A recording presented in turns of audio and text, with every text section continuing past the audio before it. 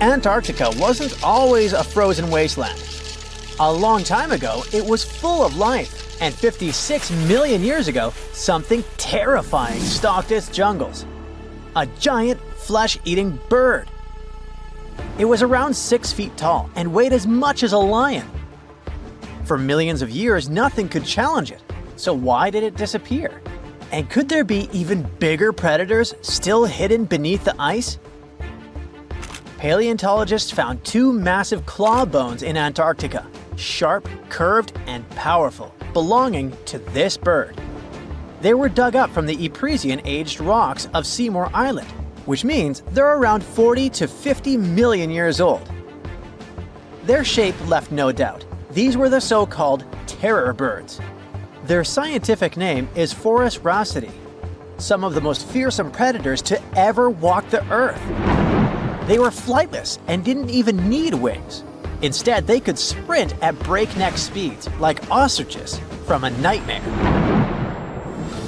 For millions of years, these birds ruled South America. But now, for the first time, their presence has been confirmed in Antarctica. No surprise here. Back then, South America and Antarctica were still connected, allowing animals to easily commute between continents. So these birds probably migrated south to adapt to life on Antarctica's prehistoric landmass. It didn't just survive here, it thrived. But at some point, this nightmare of an animal vanished. Why? Most likely because of the temperature changes. Antarctica was cooling, slowly turning into the frozen wasteland we know today. Its prey may have declined, leaving the predator without enough food. Eventually, it disappeared, leaving no descendants behind. Researchers hope that they'll find a complete skeleton eventually. They're also wondering where there might be even bigger species waiting to be discovered. Perhaps these birds evolved into a completely new Antarctic lineage. But for now, all we have are 2 giant, creepy claws. People often think that there are almost no animals or plants in Antarctica. But that's not true at all. Penguins waddle around, and forget the cute tiny ones. Antarctica used to have 6-foot-tall monsters. The emperor penguins are the largest penguin species alive today. They can dive over 1,800 feet deep and hold their breath for over 20 minutes. There were giant ancient penguins around 38 million years ago. They were the size of humans. Fossils show they had long, sharp beaks, making them terrifying hunters of fish and squid. The fish there are also absolutely fascinating. Forget giant squids. Colossal squids are nightmares even bigger. Some reach over 40 feet long with massive, super sharp beaks and eyes the size of dinner plates. Finally, orcas, the apex predators of the Antarctic Ocean. They hunt in packs, working together like a wolf pack of the sea to take down seals, fish, and even massive whales. There are even tiny plants like moss and algae. Antarctic hairgrass and pearlwort. They somehow survive against all odds. There are many other myths going on about Antarctica. For example, some people think that when icebergs break off from glaciers, they immediately start drifting straight into the open ocean until they melt. But the reality is way more chaotic. First, when an iceberg breaks off from a glacier or ice shelf, it has to deal with underwater obstacles. It can stay stuck on the seafloor for decades without moving.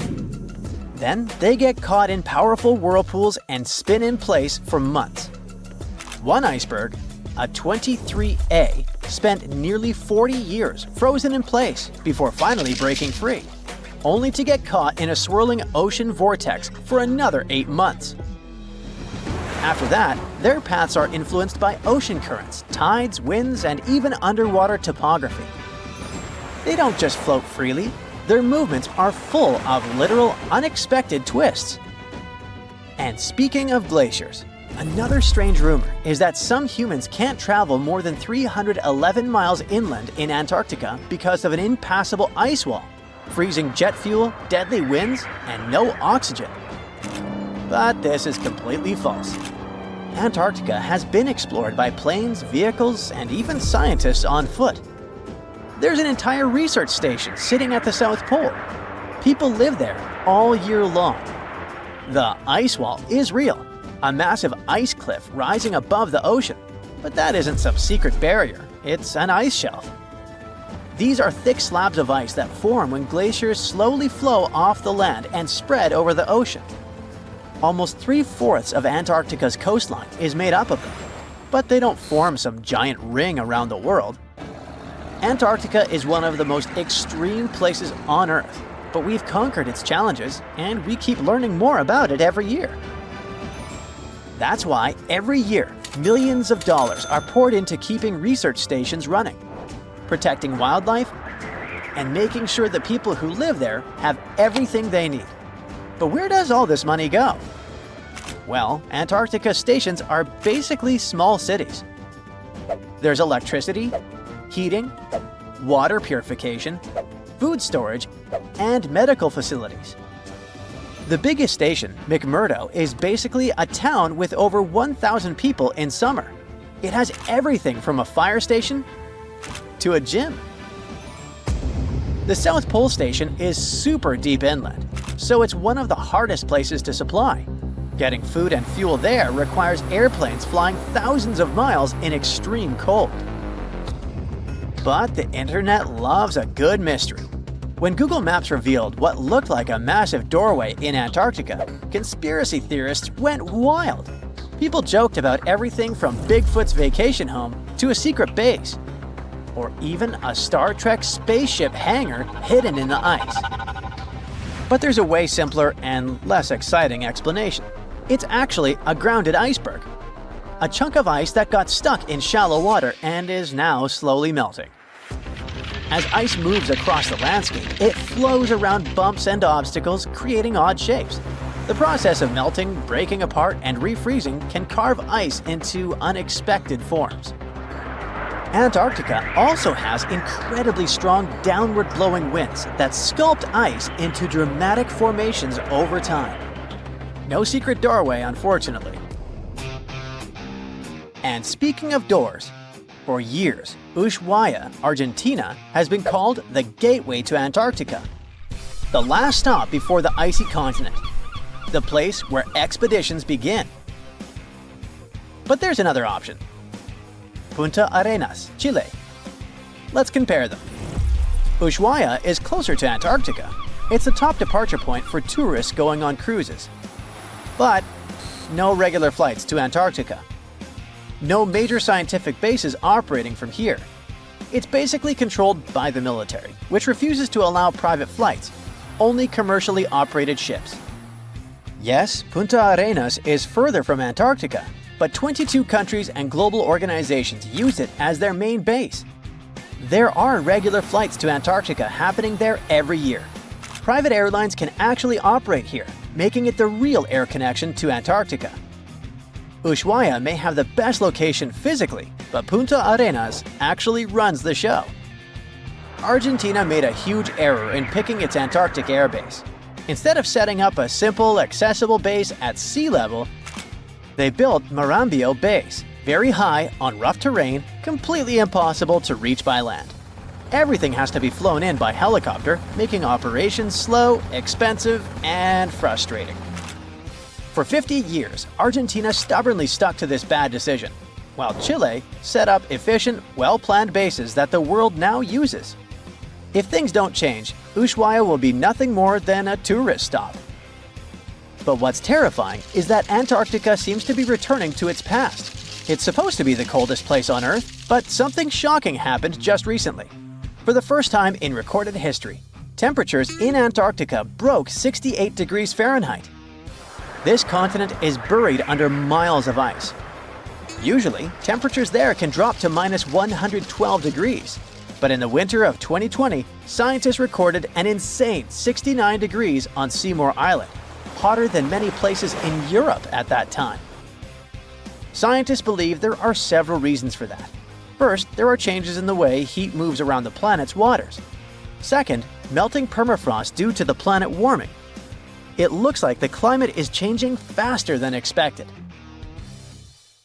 We've all dreamed of visiting the Arctic and witnessing the natural wonders of polar bears frolicking on ice floes or the aurora borealis dancing across the sky. Well, sorry to break it to you, but you won't find any tourists flocking to Antarctica anytime soon. Why, you may ask? Let's dive into it. First off, where is Antarctica? It's located in the southern hemisphere, specifically at the South Pole. The Southern Ocean surrounds it, and most of the continent is covered by ice, making it one of the most remote and frigid places on Earth. Now, have you ever met someone who's visited Antarctica? Probably not. It's one of the least visited places on the planet, and only a handful of lucky explorers have seen its interior, which is mostly made up of glaciers and ice fields. But trust me when I say the wildlife and scenery are out of this world. Why shouldn't you travel to Antarctica? Well, for starters, the environment is incredibly fragile and can be easily damaged. Plus, there are no native human populations on the continent, so your travels would essentially be like visiting an uninhabited island. And let's not forget that it's also one of the most expensive destinations to travel to. Despite all that, Antarctica is not exactly guarded like a fortress, but there is an international agreement called the Antarctic Treaty. This treaty was negotiated to prevent any unwanted activity on the continent and bans some forms of testing done there by member states. But the primary reason we can't just waltz into Antarctica is that it has a delicate ecosystem that needs protection. The treaty states that Antarctica should be used for peaceful purposes only and should be free from any human activity that could harm the environment. Scientists are still learning about the continent's unique ecosystem, and our activity and machines could disrupt the delicate balance that exists there. If you're still itching to go to Antarctica, getting permission isn't exactly a walk in the park. U.S. citizens, for example, need to complete a special form and send it to the Office of Ocean and Polar Affairs. And once you're there, you'll need to follow some strict guidelines to protect the environment, like not disturbing any wildlife or taking souvenirs like rocks, plants, or animals. Now, technically, can you live in Antarctica? While there are no laws banning people from living there permanently, it's a very inhospitable environment and unsuitable for human habitation. Temperatures can reach -76 degrees Fahrenheit and below, making it nearly impossible for anyone to survive without the proper equipment and experience. Plus, the nearest piece of land is over 1,000 miles away, making any inhabitants completely cut off from the rest of the world. Who knows? Maybe one day we'll get the chance to visit this unique and fascinating continent. But until then, let's admire it from afar. Let's now talk a bit about the discovery of Antarctica. Unlike other places that were already inhabited, Antarctica never had a native human population. Ancient Greek philosophers had an idea about the continent and called it Antarctos, meaning opposite the bear. The bears it refers to are not the polar ones though, but rather the Great and Little Bear constellations, which are only observable in the northern hemisphere. As a result, the term signifies the opposite of the land of the bear. Whaling and sealing voyages in the late 1700s and early 1800s would venture further south when rounding Cape Horn at the tip of South America. It was known that going further south often meant stronger winds, but also the risk of hitting floating ice of all sizes and of winds and seas that could prove dangerous to the ship and crew. Captain James Cook was the first to cross the Antarctic Circle on January 17, 1773, in the Ross Sea region. He reached a point further north a year later, and though he didn't sight land, he came to within 50 miles and saw deposits of rock held in icebergs, indicating that a more southerly land existed. The first sighting of Antarctica is widely acknowledged to have taken place in January of 1820, during the voyage of two ships under the command of Captain Fabian Gottlieb von Bellingshausen, as part of a 2-year exploratory expedition around the world to discover new lands. The captain's ships were the first to have crossed the Antarctic Circle since Cook. The first undisputed landing on Antarctica didn't happen until much later, on January 24, 1895, at Cape Adare during the whaling voyage of the ship Antarctic, led by Henrik Bull. A small boat with 6 or possibly 7 men on board rowed ashore during calm conditions. You might not believe it, but Antarctica is actually a desert. With all that ice, you'd think it'd be like a winter wonderland with snowball fights and hot cocoa all day long. When we think of deserts, we picture camels and cacti and people struggling to find water. But in Antarctica, it's a whole different story. The struggle isn't to find water, it's to find anything that's not covered in ice. And the average rainfall has been just over 0.4 inches in the past 30 years. That's like a few drops of rain compared to what we're used to. So technically, it's not the dunes or sizzling heat that makes a desert, well, a desert. It's the lack of precipitation. But don't worry, if you ever find yourself lost in Antarctica, you won't have to worry about getting thirsty. Just make sure you bring a jacket and some mittens, because it's cold enough to make you into a popsicle. Not only is Antarctica one of the driest places on Earth, but it's also the coldest, the windiest, and the highest. Talk about overachieving. The penguins and scientists down in Antarctica have at times found themselves in a bit of a pickle when it comes to time. You see, unlike the rest of us on this big blue planet, there is no Antarctica time zone. All the lines of longitude meet at a single point at the South Pole, making it a bit of a head-scratcher when trying to figure out what time it is. Now, you might be thinking, but how do the scientists and researchers keep track of time down there? Good question. They typically stick to the time zone of the country they departed from. However, with stations from all over the world on the Antarctic Peninsula, things can get a little wacky. Imagine trying to coordinate with your neighboring countries without accidentally waking them up in the middle of the night. You might think that not much could survive in a place where the temperature is extremely cold, the sun barely shows up, and the wind could blow you away faster than a tumbleweed. Well, as in many places on Earth, life found a way in Antarctica too. Believe it or not, this frozen continent is buzzing with activity. It's home to billions of krill, which in turn attract lots of seals and more penguins than you can shake a fish at. But don't let their cute and cuddly appearance fool you. Penguins are the ultimate swimmers, with streamlined bodies that would make Olympic medal winners jealous. They come ashore to breed and chill, but their real talent is stealing pebbles from each other and forming mathematically precise huddles to stay warm. Antarctica is also home to the largest species of penguin on Earth. It's called the emperor penguin. Sure, these creatures are flightless birds, but that doesn't mean they can't jump. In fact, some of them can leap up to 120 inches. And let's not forget about the seals. With their furry bodies and special songs, these marine mammals are protected by the Antarctic Treaty, and they're thriving in the cool waters of the Southern Ocean too. But the real stars of the show are the whales. During the Antarctic summer, these huge creatures show up in droves to chow down on the abundant krill. It's indeed like a whale buffet down there. There's not much to do in Antarctica except scientific work. You could check out the wildlife, like some cute penguins and seals, and you'd get to see the occasional whale swimming around. Antarctica is one of the biggest lands out there that's only inhabited by scientists and researchers from all over the world. These scientists dug a hole through some pretty thick ice to study the ancient air and how the atmosphere cleans itself. They used a special drill and dug a clean cylindrical hole 450 feet below the surface. Some of this ice can be up to 800,000 years old and is a good indicator of what the climate was like in the past. It's like checking out tree rings to determine how old a certain tree is, except it's more complicated than that. After the effortless digging, they decided to drop some ice to the bottom of the hole to see what would happen next. They heard some really unusual sounds.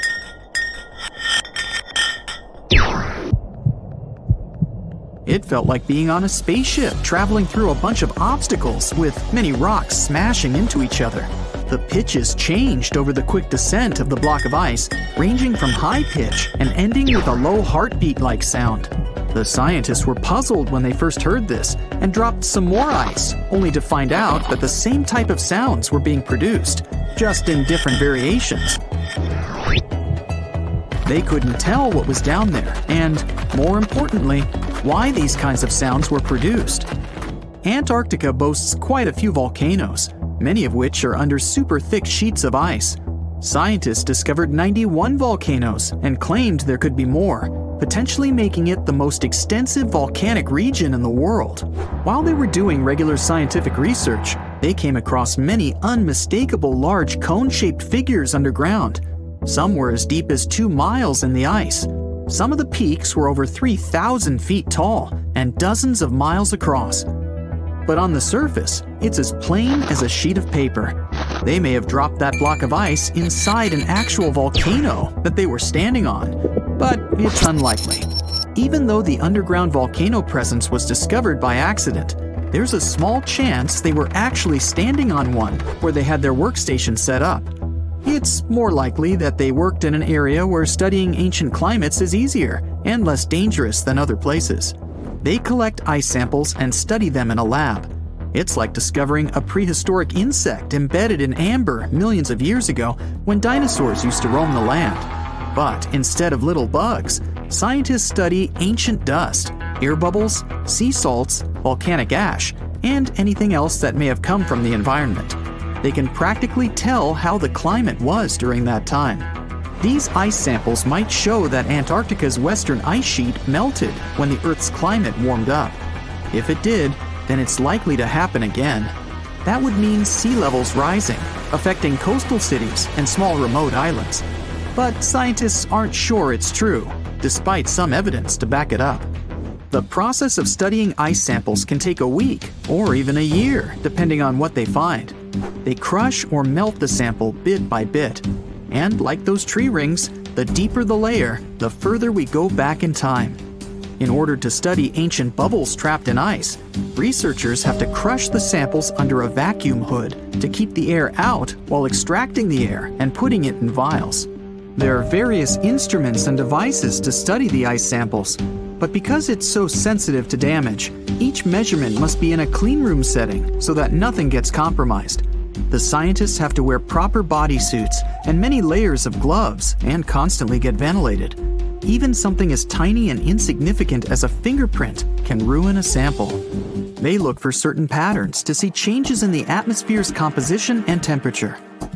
But dropping a few blocks of ice down a hole wouldn't be so bad. The reason why it made such a peculiar sound is the same reason why a moving car sounds different when it's honking than when it's stationary. The scientific word for it is the Doppler effect. It's an obvious change in the frequency of a wave with respect to an observer who is moving relative to the wave source. The effect doesn't mean the frequency of the sound changes, it just shifts. And this can be said about other types of waves, like water and light. But sound waves are the most popular ones when it comes to the Doppler effect. So, when the scientists dropped the ice block down the bottom of the hole, the sound waves traveled back up and bounced around the narrow tube where they drilled. That's why they got the pew pew sound. Let's not forget that this ice block traveled 450 feet beneath us. Oil ships dig holes in the oceanic crust that go thousands of feet beneath the Earth. The Kola Super Deep Borehole in Russia is the deepest hole ever made by humans.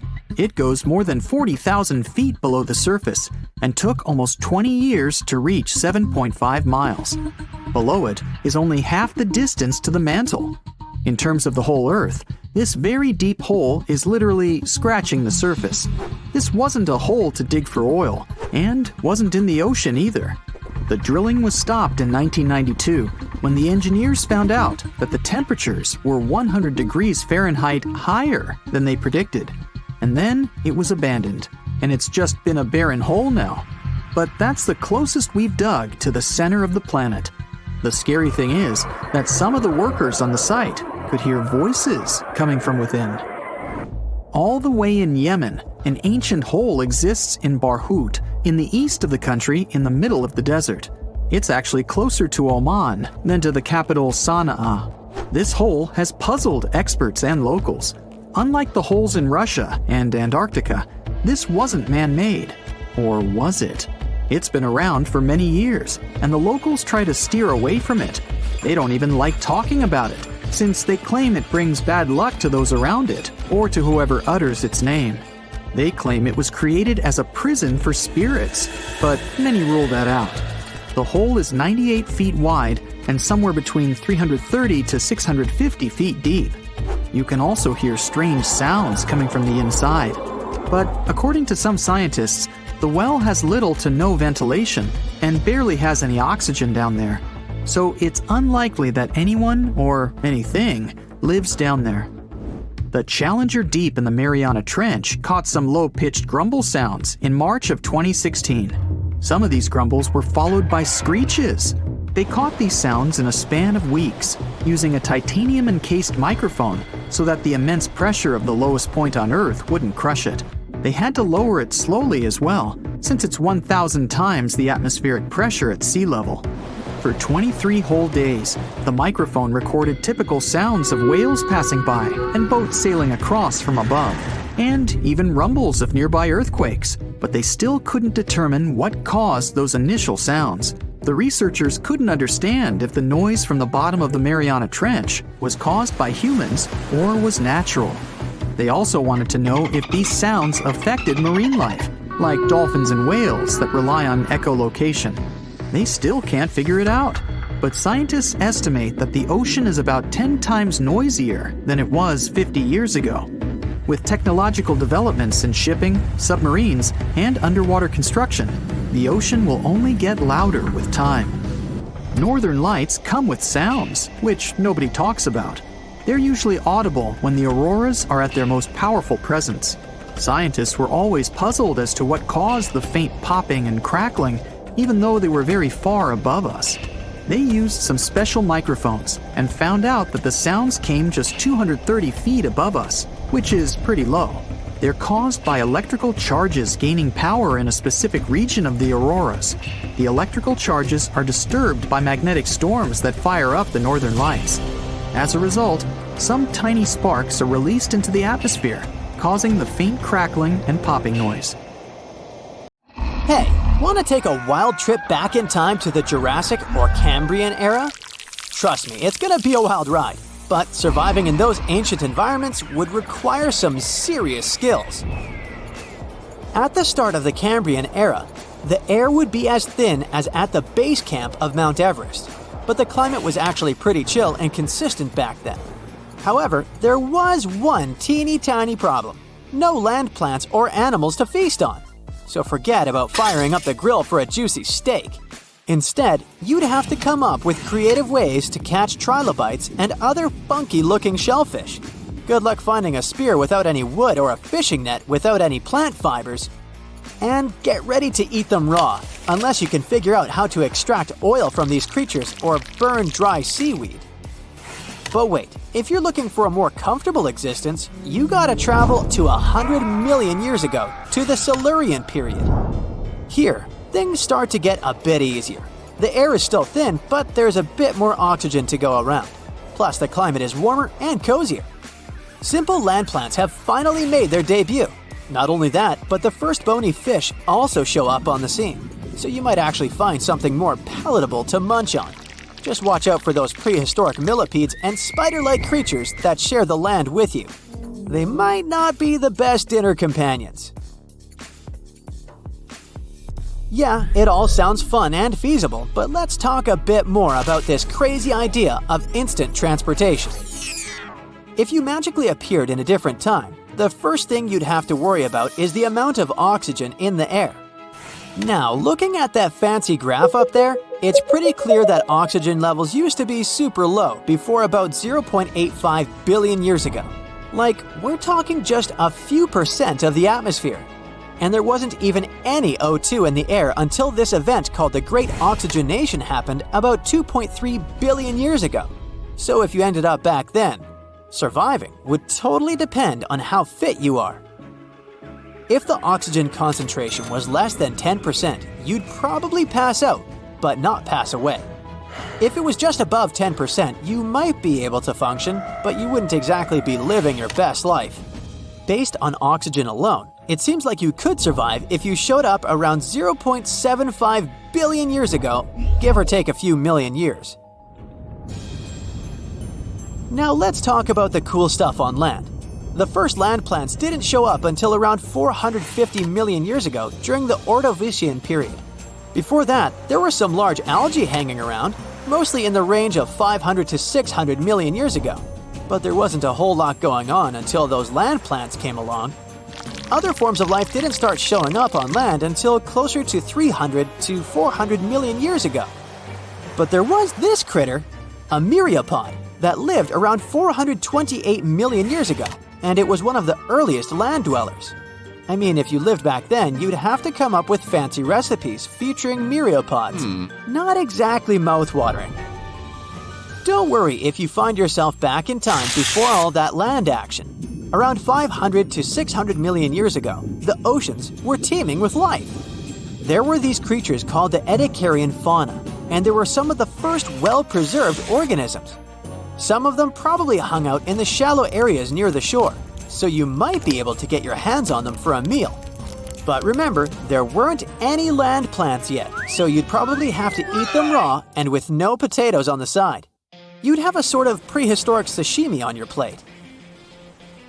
Now, around 500 million years ago, things started to get really interesting in the oceans after something called the Cambrian explosion. If you ended up in the Cambrian period, you'd have all sorts of weird animals to catch in the coastal zones. Check out the fossils from the Burgess Shale for some wild ideas. Look at these brachiopods, arthropods, and even worm-like critters. But again, no woody land plants at this point, so your meals would mostly consist of raw arthropods and algae. Alrighty, let's dive into the nitty-gritty of ice ages. It's when the Earth gets super chilly for a ridiculously long time, like millions and millions of years. This causes giant ice sheets and glaciers to spread all over the place, covering massive areas of the planet's surface. Believe it or not, our planet has experienced at least 5 major ice ages. The very first one happened about 2 billion years ago and lasted for 300 million years. The most recent ice age kicked off at around 2.6 million years ago, and we're technically still in it. So, we're in the middle of an ice age, but we're not currently living in an icy wonderland. That's because we're currently in an interglacial period. During an ice age, temperatures go through ups and downs. When it's warmer, those ice sheets and glaciers start to melt, creating what we call interglacials. And when it gets colder, they expand again, which we call glacials. So right now, we're enjoying the warm interglacial period of the most recent ice age, which kicked off around 11,000 years ago. When people mention the Ice Age, they're usually talking about the last glacial period that started around 115,000 years ago and ended roughly 11,000 years ago when our current interglacial period began. During that glacial period, things were way cooler than they are now. At its peak, when ice sheets covered most of North America, the average global temperature was about 46 degrees Fahrenheit. That's a whole 11 degrees Fahrenheit cooler than today's global average temperature. That temperature difference may not seem like much, but it was enough to turn most of North America and Eurasia into ice-covered landscapes. The Earth was also a lot drier, and sea levels were way lower because most of the water was trapped in those ice sheets. We're talking vast steppes, dry, grassy plains as far as the eye can see. And let's not forget about the savannas, warm, grassy plains, and deserts that were also part of the icy scene. During the Ice Age, there were some familiar critters roaming around, like brown bears, caribou, and wolves. But there were also some mega cool creatures that sadly went extinct when the Ice Age came to an end. We're talking mammoths, mastodons, saber-toothed cats, and giant ground sloths. Now, there are a bunch of theories floating around about why these magnificent beasts bit the dust. One idea is that us humans hunted them into extinction when we crossed paths with these megafauna. Our species, Homo sapiens, actually survived the Ice Age. We've been kicking it on this planet for around 300,000 years now, starting out in Africa and then spreading our awesomeness all over the globe. Some of our ancestors stayed put in Africa and didn't experience the full icy effects. others ventured into different parts of the world, even braving the freezing cold of Europe's glacial environments. But we weren't the only ones out there. At the beginning of the Ice Age, there were other hominids, our closer relatives, scattered across Eurasia. We had the Neanderthals chilling in Europe, and the mysterious Denisovans hanging out in Asia. Sadly, both of these groups seems to have vanished before the Ice Age wrapped up. Now there are countless theories about how our species managed to survive the Ice Age while our hominin buddies didn't make it. Some believe it's because we're ridiculously adaptable and used our social skills, communication, and nifty tools to our advantage. And get this, humans didn't just hunker down during the Ice Age. Nope, we explored new territories and made ourselves at home. For the longest time, folks thought humans didn't set foot in North America until after the ice sheets started melting. Fossilized footprints discovered at White Sands National Park in New Mexico prove that humans have been rocking it in North America for at least 23,000 years, right around the peak of the last ice age. In 1952, an Air Force plane called C-124 Globemaster II crashed into a big mountain while flying from Washington to Alaska.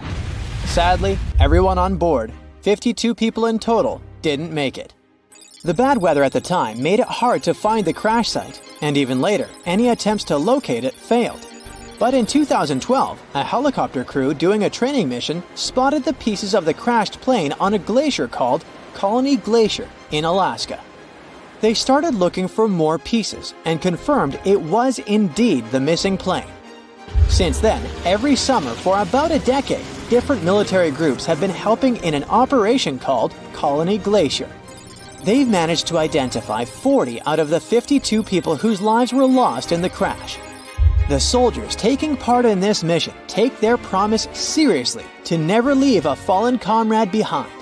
They believe it's their duty to bring back those who didn't make it. Another discovery comes from the Alps. In 1991, some hikers exploring the picturesque Alps stumbled upon a human body. It was half frozen in ice at the top of a mountain pass between Italy and Austria. At first, the local police thought it might be a mountaineering accident, but in a few weeks, archaeologists started claiming that this guy might have lived more than 5,000 years ago. They eventually gave the frozen fellow the nickname Ötzi. He was named after the nearby Ötztal Valley. He's become quite famous as the oldest ice mummy on record. Ötzi's frozen state might not be as unique as we thought, and that's where things get really cool. Archaeologists have another theory. See, at first, everyone was convinced that Ötzi marked the start of a cooler period because he had been frozen in the ice without any interruptions since he had lost his life. Yet, over the past few decades, glaciers and ice patches worldwide have been melting away like ice cream on a hot summer day. Not just Ötzi, but other ancient relics like bodies, hunting gear, horse droppings, and even ancient skis started to appear. So, archaeologists say there are similar sites. They found quite a few, and they all fit perfectly into this growing field of glacial archaeology. It seems like as the world warms up, it will show even more ancient secrets from the deep freeze. Moving on to another amazing discovery. In 2018, William Taylor and Nick Jarman were exploring the snowy slopes of Mongolia's Altai Mountains. They found an ancient treasure trove hidden in the ice. Inside the trove, they found a well-preserved 3,000-year-old arrow shaft adorned with ochre markings. It was in pristine condition, a rarity for organic items that old. They found other items too, like a bronze arrowhead with bits of animal sinew still attached.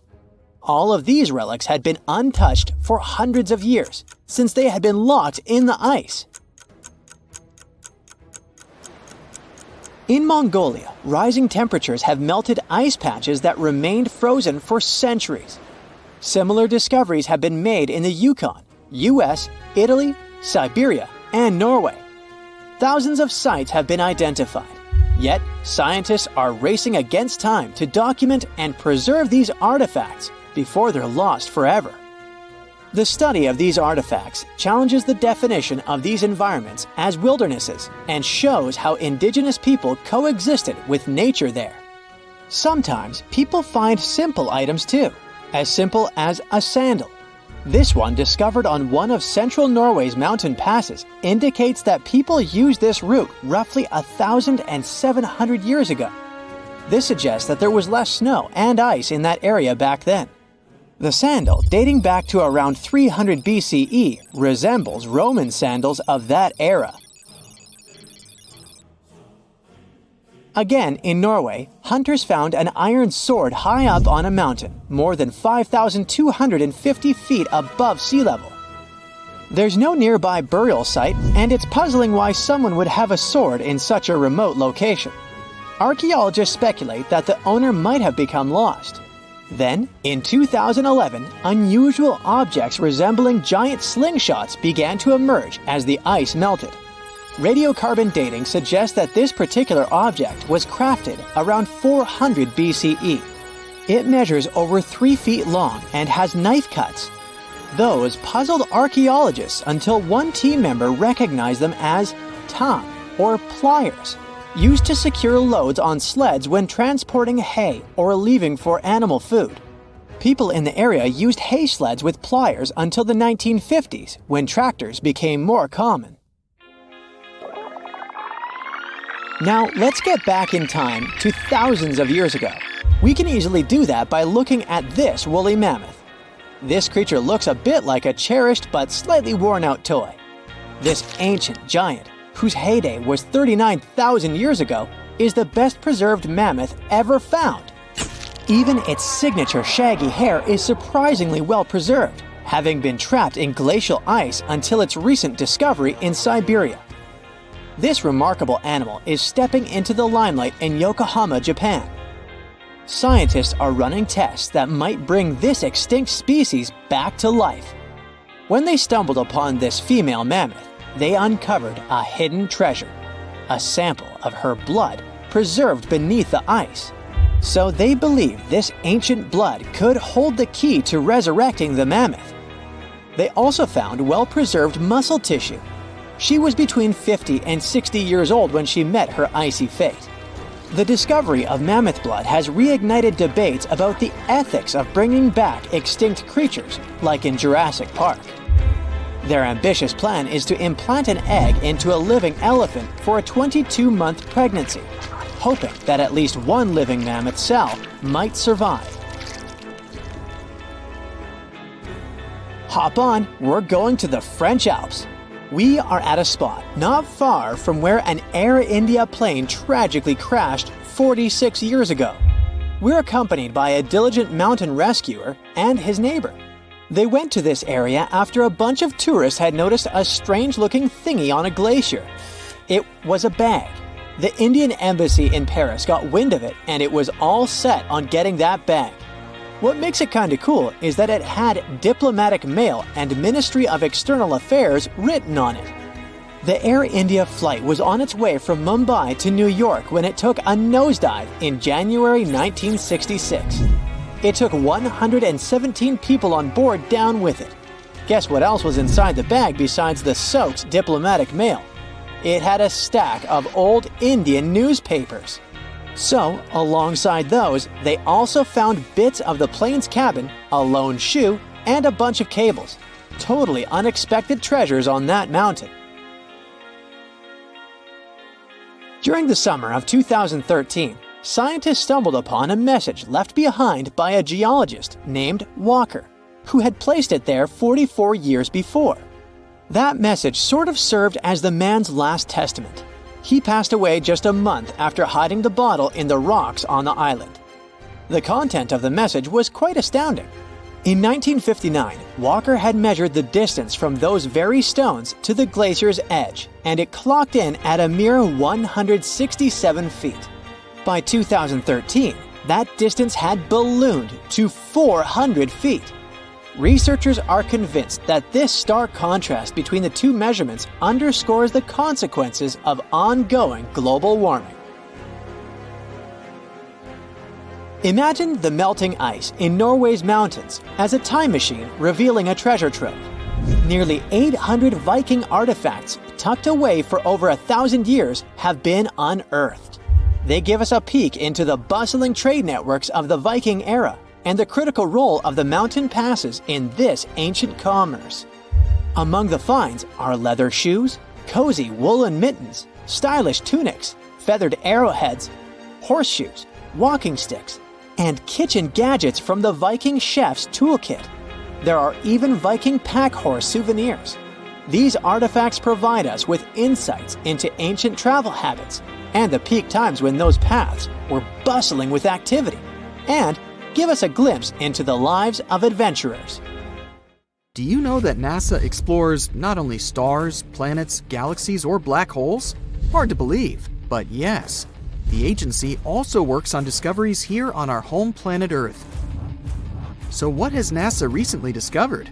Is there life under the ice? While they were analyzing data recently, they discovered something unbelievable hiding under Antarctica's ice. And this discovery not only changes everything we know about the whole water system of the Earth, but it may also help with research about life in space.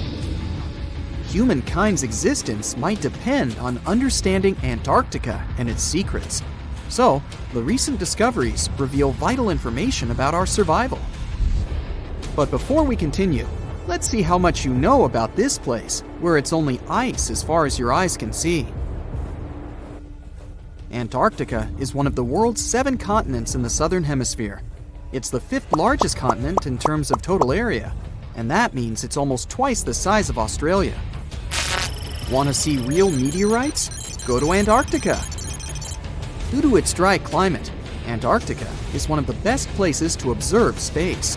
But what's even greater is that you can find meteorites on the white surface of the continent. Scientists have already plucked about 45,000 meteorites from the ice, and they think they can see another 300,000. Since there aren't many terrestrial rocks there, it's easy for them to spot them, thanks to their dark color. Antarctica's dry desert environment also helps preserve them, even the ones that fell to Earth more than 1 million years ago. And can you imagine any volcanic activity in Antarctica? It's hard.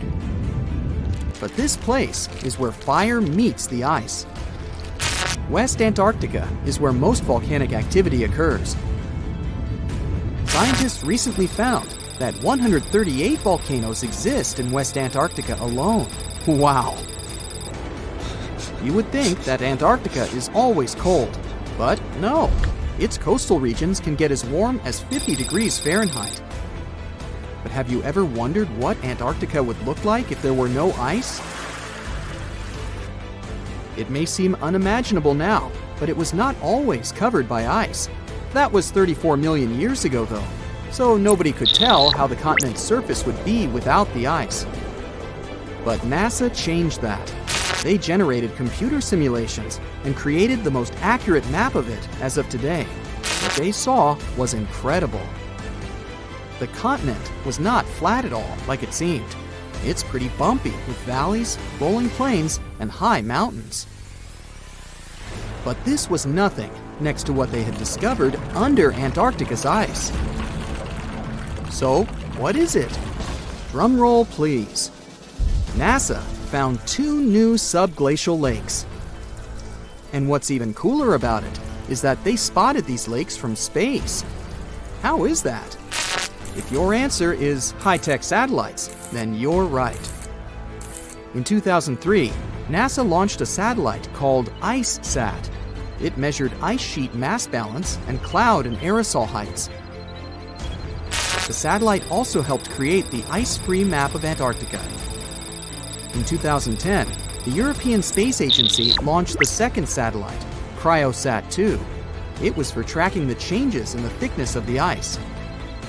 Then, in 2018, NASA launched the third one, IceSat-2, a follow-on to the IceSat spacecraft.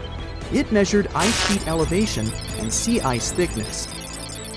It was NASA's most advanced Earth-observing laser instrument. It delivered the highest precision data. And when that was combined with the data from the other satellites, it was possible to spot these two new lakes near a pair of larger ones. But how is it possible that these lakes exist in the first place? The average thickness of most Antarctica ice is approximately 1.2 miles.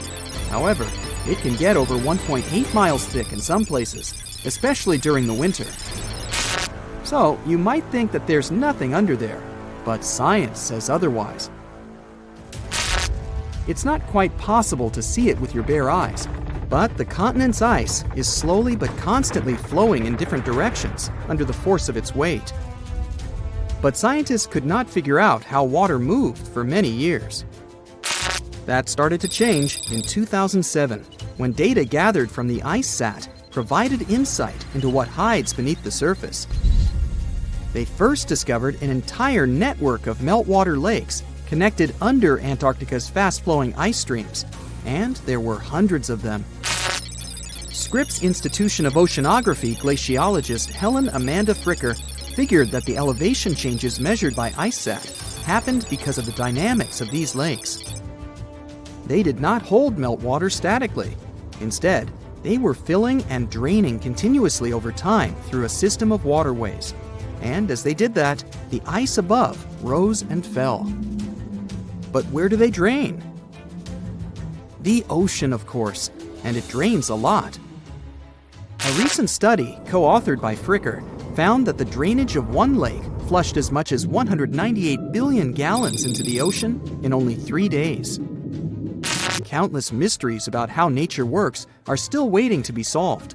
But finding the two new lakes will give scientists a better picture of how fast the Antarctic ice sheet will change as the climate gets warmer, and how this will affect global ocean currents and sea level rise. The filling and draining cycle of the lakes also cause the ice sheet to suffer cracks and crevices. So, the information they find from these new lakes will also give them a better understanding of the damage on the surface of the ice. They will also be able to assess how this filling and draining system influences the speed at which ice slips into the oceans and seas. And that means they can evaluate how the added fresh water may alter marine ecosystems. This discovery may also suggest whether life is under the ice. Wow! Scientists drilled through about 3,504 feet of ice and found that water samples taken from one of the lakes contained approximately 10,000 bacterial cells per milliliter.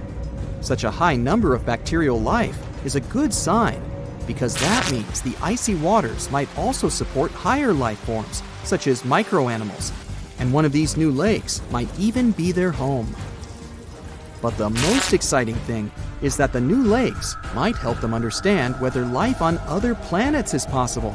Scientists believe any life below the frozen surface of the planet Mars might follow the patterns seen in Antarctica's lakes. So, there is a possibility that they might find critical new information on the type of life that may have existed on the red planet. You wouldn't want to be there during the winter, though. The lowest temperature on Earth you can experience is negative 128 degrees Fahrenheit. In 2010, there was an even lower temperature of negative 135 degrees Fahrenheit. And you may feel this cold much worse due to the strong and dry winds. Did you know that the size of the ice surface on Antarctica also changes throughout the year? It's about 1.2 million square miles during the summer, but when it's winter, it grows to 7.3 million square miles. Yet, despite the change, it remains the largest piece of ice on Earth. Sorry, Arctic, you lose. Do you know these cute little penguins? Consider these animals the locals, because there is no native population in Antarctica. It's a no man's land, because no single country owns it. But do you know who really owns it? 5 different species of penguins, seals, and killer whales. Haha. Despite the continent's harsh conditions, you can visit it as a tourist for fishing and research purposes. Around 5,000 people reside on the continent during summer at research stations. But when winter comes, the number naturally drops down to 1,000. Antarctica. We're in Siberia. It's so cold here that freezing gusts of wind are burning your face. All that white snow seems to be blinding you. This place resembles Antarctica because of the permafrost. Recently, a group of scientists researched one of the local rivers. With the help of a drilling rig, they extracted several samples of frozen soil. The scientists were shocked to find living creatures inside the ice. Later in the laboratory, they realized that the creatures were microscopic multi-celled organisms known as bdelloid rotifers. These creatures looked like little worms. Scientists knew that these worms could live in frozen conditions for up to 10 years. But the age of the rotifers found in the ice was about 24,000 years. And after defrosting, they began to reproduce, as if they had been sleeping for several hours, not thousands of years. Further analysis showed that these organisms could stay frozen for hundreds of thousands of years. The rotifers might have lived during the time when people didn't invent the wheel yet. And this isn't their only superpower. Bdelloid rotifers are among the most radioactively resistant animals on Earth. They can survive in places where there's no oxygen and water. They can also stay alive in areas with high acidity and can live without food and water for a long time. By the way, these are not the only creatures that are known for living for thousands of years. Particular types of moss and some microorganisms are also almost immortal. Nematodes, also called roundworms, are some of the most adaptive varieties of worms in the world. Imagine the Eiffel Tower standing tall and proud. And now, let's make it 10 times higher and place it underground. Exactly at this depth, many thousands of feet under the surface, scientists discovered these creatures. There's no sunlight and almost no air in this place. And since it's much closer to Earth's core than the surface of our planet, the temperature here is higher than in the middle of the hottest desert. Millions of tons of soil above create insane pressure. But all this couldn't prevent life from developing here. When roundworms run out of air, food, or when the temperature becomes too high, they get into a unique state of stasis, or deep hibernation. In this mode, the worm's metabolism slows down, and almost all the processes in their bodies stop. The creatures can sleep for a very long time, and only wake up when the environment becomes more livable. By the way, you don't have to go so deep underground to find these creatures. Nematodes are found all over the world. They can live in hot springs, deserts, high in the mountains, among the harsh ices of Antarctica, or inside animals and humans. Our next invulnerable creatures are tardigrades, also known as water bears. These are microscopic, 8-legged invertebrates closely related to arthropods. It's impossible to see them with the unaided eye. But a conventional microscope will allow you to see tardigrades in detail. They look like minuscule bears. They're called water bears because they need a thin layer of water around their bodies at all times. It's necessary to prevent dehydration. Tardigrades have been found in all kinds of environments, from ocean depths to sand dunes. They're incredibly robust thanks to their unique organism structure. Yeah, they look soft, but their body is covered with a tough cuticle. This coating resembles the exoskeletons of grasshoppers, mantises, and many other insects. Water bears shed their old layer of the cuticle when they need to grow. Each of their 8 legs has 4 to 6 claws, which helps them cling to any surface. The bears can survive at a temperature that's almost 3 times as cold as the temperature in the ice of Antarctica. Heat doesn't harm them either. They have been proved to survive at the temperature that makes water boil. Also, water bears are not afraid of radiation and high pressure. In the depths of the ocean, pressure can destroy alloys of the strongest metals, but these creatures can withstand pressures 6 times greater. But the coolest thing is that they can live in the vacuum of space. Our planet has a magnetic field. This is a shield that protects us from solar radiation. Tardigrades don't need this protection. They can go into near-Earth orbit and come back unharmed, all thanks to a protein protecting their DNA from ionizing radiation. Like other immortal organisms, water bears can fall into a state of cryptobiosis. Tardigrades pull their head and legs inside their bodies and fall asleep. If the surrounding conditions suggest freezing, drying out, or experiencing a lack of oxygen, they will remain in this barrel form until the situation improves. So those are microscopic organisms and microbes that can only be seen through a microscope. But how about something bigger? Meet ironclad beetles. They live in the southwestern US and Mexico. These insects cannot survive high temperatures, live without oxygen, or in conditions of increased radiation. But Their shells are so tough that they can only be pierced with a drill or hammer. Their durable exoskeletons are made of a special substance, chitin. It can also be found in the armor of crabs or shrimp.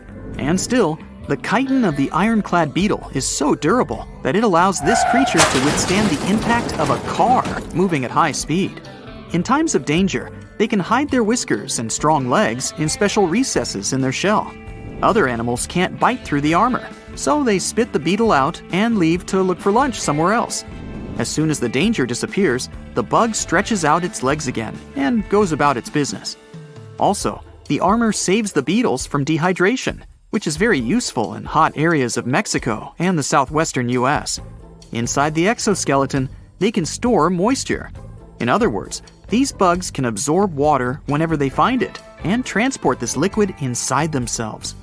The next creatures are incredibly fragile, but they know how to survive in places where almost no other animals can live. We're going to the southeast of Romania, near the Black Sea. Here, on a desolate wide plain, you can notice a pit. This is a mine leading deep underground. The air on the surface of our planet usually contains around 20% oxygen, but in the mine, it's only 10%. Inside the cave, the air also has an increased content of hydrogen sulfide and carbon dioxide. People can't breathe there without an oxygen tank.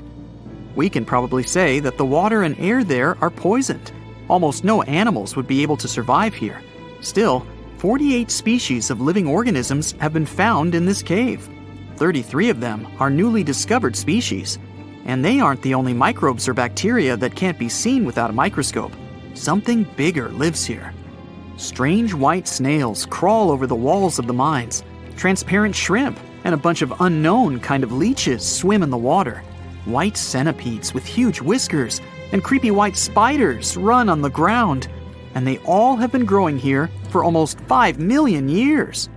You might notice a water scorpion and another unidentified species of this animal. It doesn't look like its relatives living in hot sands or tropical forests. No living creature here looks ordinary at all. All animals are either white or transparent. They have no eyes, but are equipped with long paws and antennae whiskers that help them navigate in this dark space. The deeper you go into the cave, the less oxygen the air contains. But the number of living organisms is increasing. The air is filled with methane and carbon dioxide. All the inhabitants of this cave have never seen the light of the sun and have never gone out of the darkness. It seems impossible to survive in such conditions where plants don't produce oxygen. The answer to the question of their survival is hidden in a small lake. The surface of the water is covered with strange foam. If you look closely, you can see that this white substance is alive. It resembles soft, wet paper that is easy to tear. The thing is billions of living organisms, bacteria called autotrophs. There's much more carbon dioxide in the cave than there is outside, and these bacteria, like plants, absorb it. But they don't do this with the help of photosynthesis, which means they don't need sunlight. They use water for chemosynthesis. What these bacteria secrete is food for other bacteria, and these other bacteria are food for bigger creatures. A unique food cycle that you can't find anywhere else on the planet only exists here. Alert! Alert! Leave all your things behind and find safety immediately. The southern continent has just erupted. This is not a drill. You see people running around, screaming their heads out. Cars bumping into each other. The whole nation is in panic. You're on the southern coast of Australia, but the sky is black and it stretches further than your eye can see. Your friend in southern India calls you and says the same thing. There's ash in the sky and it's raining down on you. You hear rumbling in the distance, and it isn't even your stomach to blame. Everyone starts running inland. The black clouds swallow up everything in sight. Cars, trees, buildings. You're unable to see anything in front of you. Everyone's confused and scared. A tsunami breaches the shores, covering everything in its path. This is the Great Antarctic Eruption. Antarctica is that big continental desert covered in ice. In fact, it's technically the largest desert in the world. It's also covered with a whole lot of volcanoes, just chilling around. Scientists discovered that there are 138 volcanoes in Antarctica, 91 of which are hidden beneath the icy surface, and 47 on top. And there might even be more. But most of these volcanoes are dormant. And for a volcano to be dormant, it has to be fast asleep for the last 50,000 years. The last volcano eruption was Mount Erebus in the western part of the continent. It's the most active volcano in the south side of the world and is roughly 12,500 feet above sea level. That's as high as stacking the Burj Khalifa on top of itself 5 times. There's a whole bunch of these volcanoes stretched across the entire continent. In the most concentrated region, the volcanoes spread the distance equivalent to that between Canada and Mexico. And that's not even all of them. Scientists have warned that if any of these interior ice-contained volcanoes were to erupt, they'd melt the western Antarctic part of the land and increase the spill of ice into the ocean. It would raise the sea level and flood many endangered lands that are already at risk. And that's not mentioning the tectonic plates shifting underneath the surface, which allows some of the magma to squeeze its way to some surfaces. It's scary enough to expect what would happen if a huge volcano erupted. But what would happen if all the volcanoes in the Antarctic continent erupted at the same time? If you were one of those scientists on a boat on their way to conduct some experiments, you would begin to feel unease. You'd notice the water carrying a bit more of the current than usual. You look at your fellow scientists, and they too have the same look on their faces. As you land at the shore and take out all your tools and equipment, things don't seem normal. But the work has to be done. You head to the base and settle in. Business as usual. In the barren land, you see some emperor penguins waddling around, hunting, playing, and doing penguin stuff. But as you look around, you notice that the penguins all suddenly head to the ocean, and many of the wild Antarctic birds also begin flying towards the horizon. Weird. Then the ground starts shaking, and behind you appears a tower of smoke reaching to the sky. The ashes from a volcano can be very harmful for anyone with lung conditions, and even healthy people. The gases that come with it are usually blown away quickly, but are also harmful to humans and cause irritation to the eyes and throat. But if you're nearby, you may need a gas mask, or better yet, evacuate! The gases and ashes are the most dangerous part of a volcanic eruption. Even though the lava spewing and explosion may seem scary, the smoke in the sky can spread far away and even halt planes flying around. You look to your fellow scientists and they signal to you that it's time to go. Make like the penguins and swim off. But the waters are extremely rough and the rumbling's getting louder and louder. Suddenly, you see more smoke wafting towards the sky, but from different locations. Back to the boat! It's sad to say, but leaving all that equipment was needed to survive. Carrying all that stuff would have slowed you down, but you're safe. For now. Looking behind you, you see a dark smoke screen covering every corner of the continent. Volcanoes have different types of eruptions. It's not just the shooting out lava into the sky scenario. They can range from aggressive to calm. Some spew out lava and some don't. This all depends on the environment, the number of gases contained, or if there's any groundwater present, and even the chemistry of the magma. So, chances are you'd be seeing all various types of explosions around you. You're out of Antarctica's mainland, but it's surrounded by lagoons and giant ice caps all around. You're doing your best to maneuver around them. But the ash is falling down all around. The sky is dark as the smoke blocks out the sun. Volcanic ash comes in all sizes and can cause different damage, from as little as lung and eye irritation to smothering vegetation and crops. And that's just the thing. More often than not, these volcanic ashes are extremely thick. They can even collapse the roofing of some buildings if a lot of ash is accumulated. Not to mention blocking roads and compromising aquatic life. And that flash in the sky isn't your imagination. Ash clouds in the sky are so powerful that they create electrical fields that can create lightning storms. And these bad boys can interfere with radio signals and even start fires. Also, these clouds are extremely hot on their own. As if that lava flow isn't enough to start any fires. Oh well. But there are some volcanoes that are explosive, and along with the ashes flying around, there are flying rocks. This overheated rubble comes striking down like meteoroids from the sky and can be pretty dangerous. You see the rocks hit the surrounding ice caps and water around you. As you reach a somewhat safe zone, you see the volcanoes all nicely lined up behind you, spewing all that thick red gooey fire. But the water tide isn't exactly peaceful. Volcanoes near oceans and seas can even cause tsunamis. Great. Submarine earthquakes shake the ocean bottom and produce large, powerful waves. And don't even think about surfing on them. If there are volcanoes spitting out red-hot lava, then why hasn't all the ice in Antarctica melted? The answer lies beneath the Earth's surface. Tectonic plates barely move underneath there. It's pretty safe to say they're stable. So for such a large piece of land, the coldest continent on Earth, the few active volcanoes are insufficient to melt all the ice.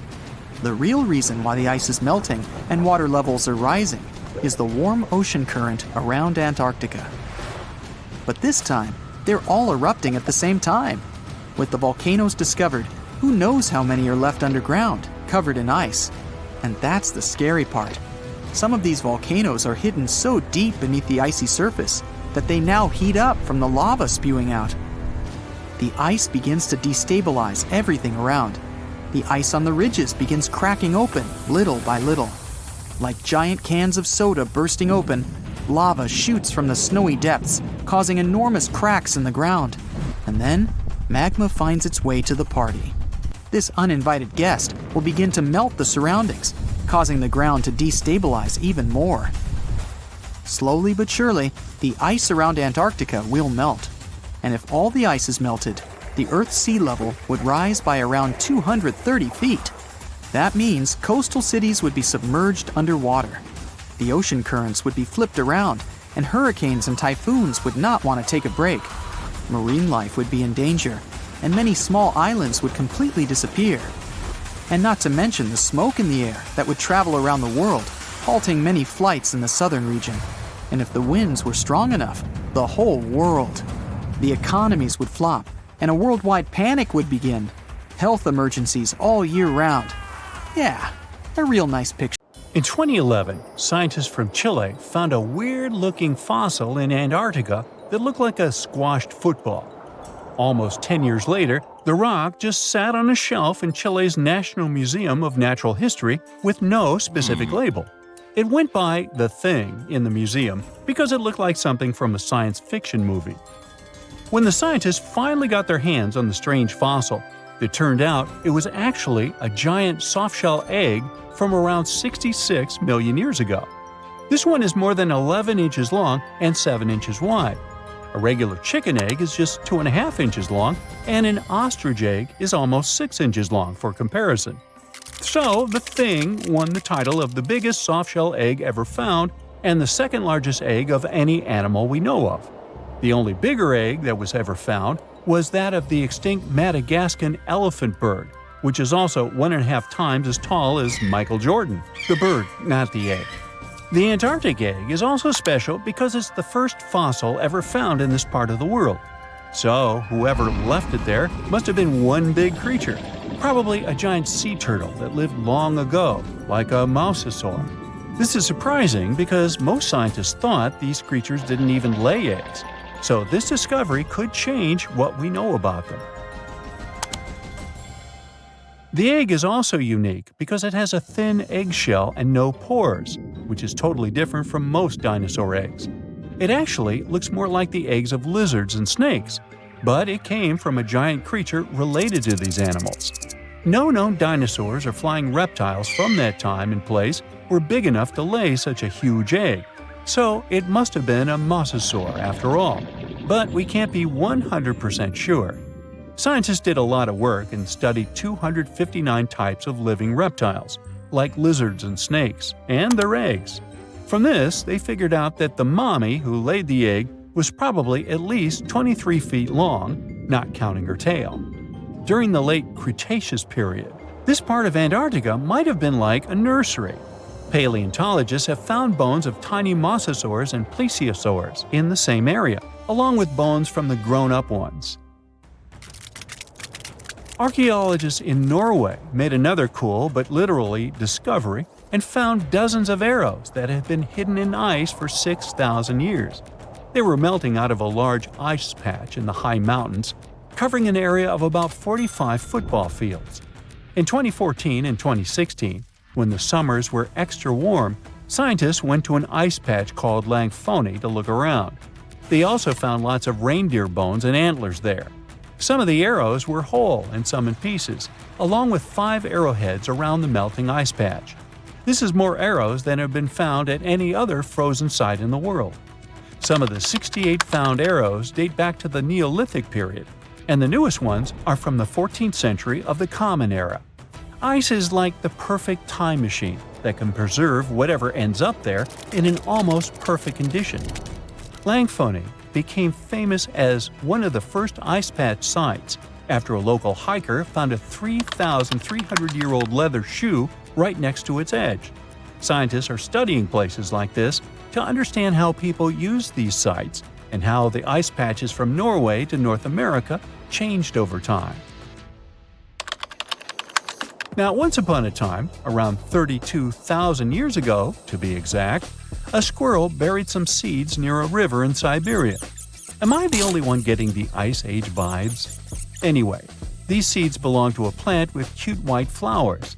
Thousands of years later, a group of scientists found these seeds buried deep in the frozen ground, about as far down as a 12-story building is tall. The seeds were surrounded by ice and bones of animals like mammoths, bison, and woolly rhinoceroses. The mature seeds had been damaged, maybe by some squirrel, but some of the younger seeds still had good plant parts inside them. The scientists carefully took those out and put them in small containers to help them grow. And here comes the coolest part. They were able to grow the plants. Their flowers were shaped a little differently from the flowers of the same plant that grows today. After a year, the Ice Age plant even made new seeds. Based on this, the scientists suggested that permafrost could be a depository for an ancient gene pool, and we could find extinct species there and bring them back to life. Scientists on an icebreaker in Antarctica were looking for whales but found something way more unusual. The camera behind the ship, which is as heavy as a car, detected 16 million icefish nests on the floor of the Weddell Sea. The nests were located about every 10 inches in all directions and covered an area of 93 square miles, which is slightly bigger than the whole of Washington, D.C. The colony even had a distinct border, which was a line in the sand. The scientists were in the area because they were studying a special spot in the ocean where the water was a little warmer than the water around it. In this warmer water, they found tiny animals called zooplankton near the top. When the young icefish hatch, they swim up to this area to eat the zooplankton before going back down to the seafloor to grow up and have their own offspring. Since there was so much food, it made sense to see icefish in this warm water. But they didn't expect to find such a huge number of icefish nests, much more than anyone had ever seen before. New Zealand's Antarctic Heritage Fund found some old photo negatives in a hut in Antarctica. They turned out to be unique images from the Ross Sea Party. It was a famous failed expedition led by Ernest Shackleton. He wanted to become the first person to cross Antarctica by land, from the Weddell Sea to the Ross Sea, passing through the South Pole. But things went wrong when their ship, the Aurora, was blown out to sea. They had to use the hut from another explorer, Captain Robert Falcon Scott. His goal was to be the first person to reach the North Pole, but sadly, he didn't succeed either. The negatives were made of cellulose nitrate and were found stuck together in the small box. The Trust took the negatives back to New Zealand, where they carefully separated them and discovered 22 hidden images. Many of the photos were damaged, but the Trust could still recognize some familiar places around McMurdo Sound, a well-known area in Antarctica. No one knows for sure who took the pictures. In December 2021, some scientists noticed a strange mark on the Larsen Ice Shelf, a giant sheet of ice off the eastern coast of Antarctica. They thought it might be a river flowing under the ice, so they drilled down over 1,600 feet to check it out. They expected to find water, but they didn't expect to see that the water was full of fast-moving creatures called amphipods. The scientists also found that the water in the underground river had unusual layers of currents moving in different directions, which they still don't fully understand. Another surprising thing happened during their research. On December 20th of the same year, a volcano erupted far away in Tonga, and the pressure waves from the eruption were detected all the way down in the ice river in Antarctica. It shows how everything on our planet is connected, even in the most distant places.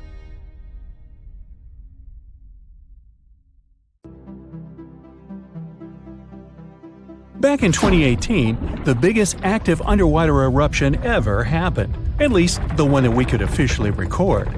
Scientists followed earthquakes that struck the area in the western Indian Ocean off Madagascar. Between 2018 and 2021, over 11,000 earthquakes struck a small island called Mayan between Madagascar and Mozambique. The strongest one had a magnitude of 5.9. Until then, this area had been pretty peaceful. There had only been 2 earthquakes recorded over 50 years. Along with regular earthquakes, there were also some unusual seismic hums, like earthquakes at pretty low frequencies, forming deep underground. People couldn't feel those hums at the surface, but researchers around the world discovered them and realized they were related to volcanic activity no one actually noticed coming. Something strange happened. That underwater eruption created a giant skyscraper-sized volcano. This new underwater volcano turned out to be around 1.5 times the height of One World Trade Center in New York, and almost 10 times bigger than the Statue of Liberty. The area where it appeared had been explored in 2014, but it was almost flat, peaceful, and empty back then. Now, there is an actual volcano nearly 8,500 feet below sea level. The volcano gets its magma from a super profound reservoir located nearly 34 miles underground. It's the deepest reservoir of volcanic magma that we know about. The Earth has layers, and the middle one is kinda chunky. It's very much like peanut caramel filling many chocolates have. Research shows there are probably hunks of oceanic crust deep inside the Earth's liquid mantle. They're stuck there, creating large lumps in something that was supposed to be a smooth layer. Our planet has a rigid outer layer. It includes a hot upper mantle and cracked crust. The hot mantle moves and churns all the time, making the crust at the surface move too. This way, the oceanic crust dives into the depths and makes huge magma plumes go up toward the planet's surface. Scientists even found an ancient piece of the Pacific Ocean hundreds of miles underneath China. Those are the old remains of the Pacific seabed from long ago, and they were pulled downward below Earth's surface into the mantle transition zone. This rocky slab that used to be at the bottom of the ocean is made of the crust and some solid parts of the upper mantle. Most of the volcanic activity on our planet happens where we don't even see it, under the surface of the ocean. About 70% of all volcanic activity happens in the oceans, and mostly in the area of the South Pacific, with over 1,100 volcanoes squeezed into that area.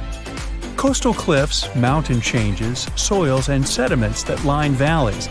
These are only a small portion of the rocks on our planet. Oceans hide so much more deep down below the Earth's surface. In between the Earth's surface and its core is the mantle. It's a warm, thick layer of rock that moves and flows constantly. Some hundreds of miles below, there's a place where diamonds grow. As they form, they go through high temperatures and pressure, after which they eventually freeze. That way, when they arrive at the surface, scientists can explore their structure, find out how they formed, and understand better what's going on in the depths of our planet. Thanks to diamonds, they realized the mantle was very wet, and it possibly contained much more water than all the oceans on Earth. Our planet is eating up its own oceans. As its tectonic plates move, dive, and go beneath one another, they drag huge amounts of water into the Earth's interior. The water beneath the surface of our planet can help with developing magma and lubricate faults, which actually makes earthquakes more likely to happen. Water is actually stored in the minerals. It gets incorporated into the planet's crust when new oceanic plates form. They go through the process of bending and cracking as they grind under other plates, and huge amounts of water then go deep into the crust and mantle. Scientists research an area that's 18 miles under the surface. They realize these zones pull 3 billion teragrams, which is more than 2 billion pounds. Any ocean is like a whole new world. There are incredible sceneries below the surface, magnificent waterfalls, lakes, and rivers. There are thick layers of salt beneath the seafloor, and rivers and lakes form because seawater goes through those layers and dissolves them, creating something that resembles pools. The dissolved salt makes the surrounding water denser. That water then settles there, which eventually forms underwater lakes or rivers. But there are also mountain chains, trenches, canyons. There's a canyon in the Bering Sea with more than 8,500 feet of vertical relief. This makes the Grand Canyon look way smaller than it is, since the underwater canyon is nearly 2,500 feet deeper. Deep parts of the ocean are really cold. The temperature of the water can be about 40 degrees, but at the bottom, water can get boiling hot. There are hydrothermal vents in the seafloor. Those are the hot springs located at the edges of tectonic plates. The water they release can reach a temperature of up to 750 degrees Fahrenheit, but the pressure at such depths is very intense. So intense, no human being can handle it. Still, it's the pressure that keeps the water from boiling.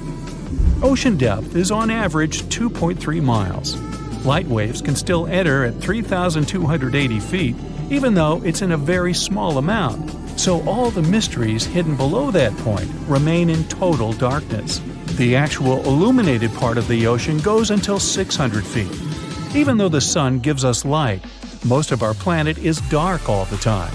It's all because of the oceans, covering over 70% of our planet. The loudest sound that came from an ocean, and of the loudest sounds ever recorded, came from an ice quake. It was so loud, researchers picked it up by sensors more than 3,000 miles away. There was a seismic activity that made frozen ground break down. The Antarctic ice sheet is bigger than the continental part of the United States and Mexico together. A big iceberg from Antarctica holds over 20 billion gallons of water, which could make a 5-year water supply for 1 million people. Humans can generally drink sea ice, although we can't drink seawater. As time goes by and the ice ages, the brine trapped between ice crystals drains out. That way, ice becomes fresh enough to consume it. If all the ice sheets and glaciers we have on the Earth melted at the same time, the sea level would rise another 260 feet, which is just a little shorter than the Statue of Liberty, the height of a 26-story building. Clams live long enough to tell us more about oceans past. Ancient mollusks can live for more than 500 years. To learn more about a tree, you can use its rings to see how old it is. To learn how old a mollusk is, you can examine its rings within the shell and tell. This is also how scientists get information about the ocean, climate, and whatsoever. Clams can help take a look at what happened about 1,000 years ago. The Earth doesn't have 4 but 5 oceans now. The new one, called the Southern Ocean, was officially recognized only a few months ago. It borders the Atlantic, Pacific, and Indian Oceans, so scientists couldn't agree if it's really a new ocean or just part of the colder regions of these 3. We don't only divide oceans on maps. Each has different conditions for unique marine species. For example, the Southern Ocean has leopard seals, orcas, minke whales, emperor penguins, and other animals that live in cold, icy seas. It's also home to krill, small creatures that look like shrimp and are food for many bigger animals that live there. Life on our planet started about 3.5 billion years ago. I wasn't around then. It's still a mystery how and when exactly, but some theories say life could have first emerged in the depths of the ocean. A few years ago, scientists found microscopic tubes and filaments within rocks formed about 4 billion years ago. These rocks are fragments of ancient oceanic crust. Also, these tiny tubes and filaments are similar to microbes that can still be found on hydrothermal vents in deep parts of the ocean. The idea is these living cells found conditions to stay alive in tiny rocky pores inside the chimneys of those vents, and started the amazing adventure of the evolution of life on our planet. Hello, Brightsiders! Do you know where the deepest place in the world is? I think it's in the Pacific Ocean, near the Philippines and Papua New Guinea. It's the famous Mariana Trench. So let's take a tape measure, a very long one, and attach its end to the boat on the surface. Now we hold our breath and jump in the water. Fish and marine animals swim by. We descend lower to the depths and into total darkness. And after several hours, we reach Challenger Deep. The tape measure shows a depth of 36,200 feet. The famous Mariana Trench is not the deepest place on Earth, as everybody thought. The Kola super deep borehole located in Murmansk region in Russia beats it by a wide margin. And scientists have discovered something unusual and sinister there. When geologists were drilling the hole, they could reach the depth of 9 miles. And then they encountered voids. Scientists on the surface were surprised and scratched their heads, and then decided to lower a microphone and dozens of other sensors in these voids. The temperature down below turned out to be 2,000 degrees Fahrenheit. And the microphone recorded something that sounded like human groans and screams. Many people thought the scientists had been able to drill into the underworld. The shocked people up above had already begun to panic, but suddenly an unknown creature jumped out of the drill pipe. It looked like a black goat that walked on its hind legs. Its body was shrouded in black flames. The creature got out of those deep hollows and ran off into an unknown direction. Okay, wait. These are just myths that one newspaper published on the 1st of April. It's International Joke Day, by the way, but many people believed it. It made many believe the scientists working at the borehole had opened a portal to the nether, and that now horrible outworldly creatures were free from their imprisonment. But like with any myth, there's some truth to it. The deeper the scientists drilled, the higher the temperature got. At 3 miles deep, it was 160 degrees. At 4.5 miles, it was 250. And at the maximum depth of 7.5 miles, the sensors recorded a temperature of 413 degrees. One day, scientists heard a loud explosion underground. They stopped working and everyone tried to find out what caused such a loud pop. But there was seemingly nothing there. After a while, they continued drilling deeper, and at the same depth, no accidents happened. The drilling began in May 1970. They passed the first 4.5 miles quite easily, and it was primarily hard granite rock. It was like drilling through a hard wall. But then their drill went into softer layers, and the shaft of the hole began to crumble. It was like drilling in wet sand. Every time the workers took the drill out, there was a risk that the hole would collapse under its own weight. As that eventually happened, the scientists picked a new direction to drill, and you know what's interesting? In the end, the map of the entire well looked not like a straight beam from top to bottom, but like a tree trunk which had diverged into many different routes. 9 years later, scientists reached the depth of 31,400 feet and broke the world record for the deepest borehole. By 1983, they made it another 8,000 feet deeper. After a brief pause in the work, there was an accident. A part of the drill broke away from the main body and remained in the borehole. For several months, scientists tried to extract the drill, but nothing worked, and they had to return to the depth of 4.5 miles and start all over again. The drill was divided into sections, and one such unit could only last about 4 hours. before it had to be replaced. In terms of depth, that was only about 32 feet of drilling. Then the drill was lifted to the surface, replaced, and lowered back down. On average, the drilling speed was about 200 feet per month. That's like a 20-story building. In 1990, 20 years after the work had begun, scientists reached the final depth of 40,230 feet. That's like 100 soccer fields down. And after another accident, the work stopped. Guinness World Records registered the Kola Super Deep Borehole as the deepest borehole in the world. It's like Mount Everest plus 9 Empire State Buildings on top of it. One of the most unusual discoveries at the Kola Super Deep Borehole was that the soil at the depth of about 2 miles almost perfectly matches the composition of the surface of the moon. It has given us more insight into how our ancient satellite appeared and formed. It seems that in the early stages of Earth's formation, a giant asteroid crashed into our planet. With that kind of force, it caused an explosion so powerful that part of our planet broke off and flew upward.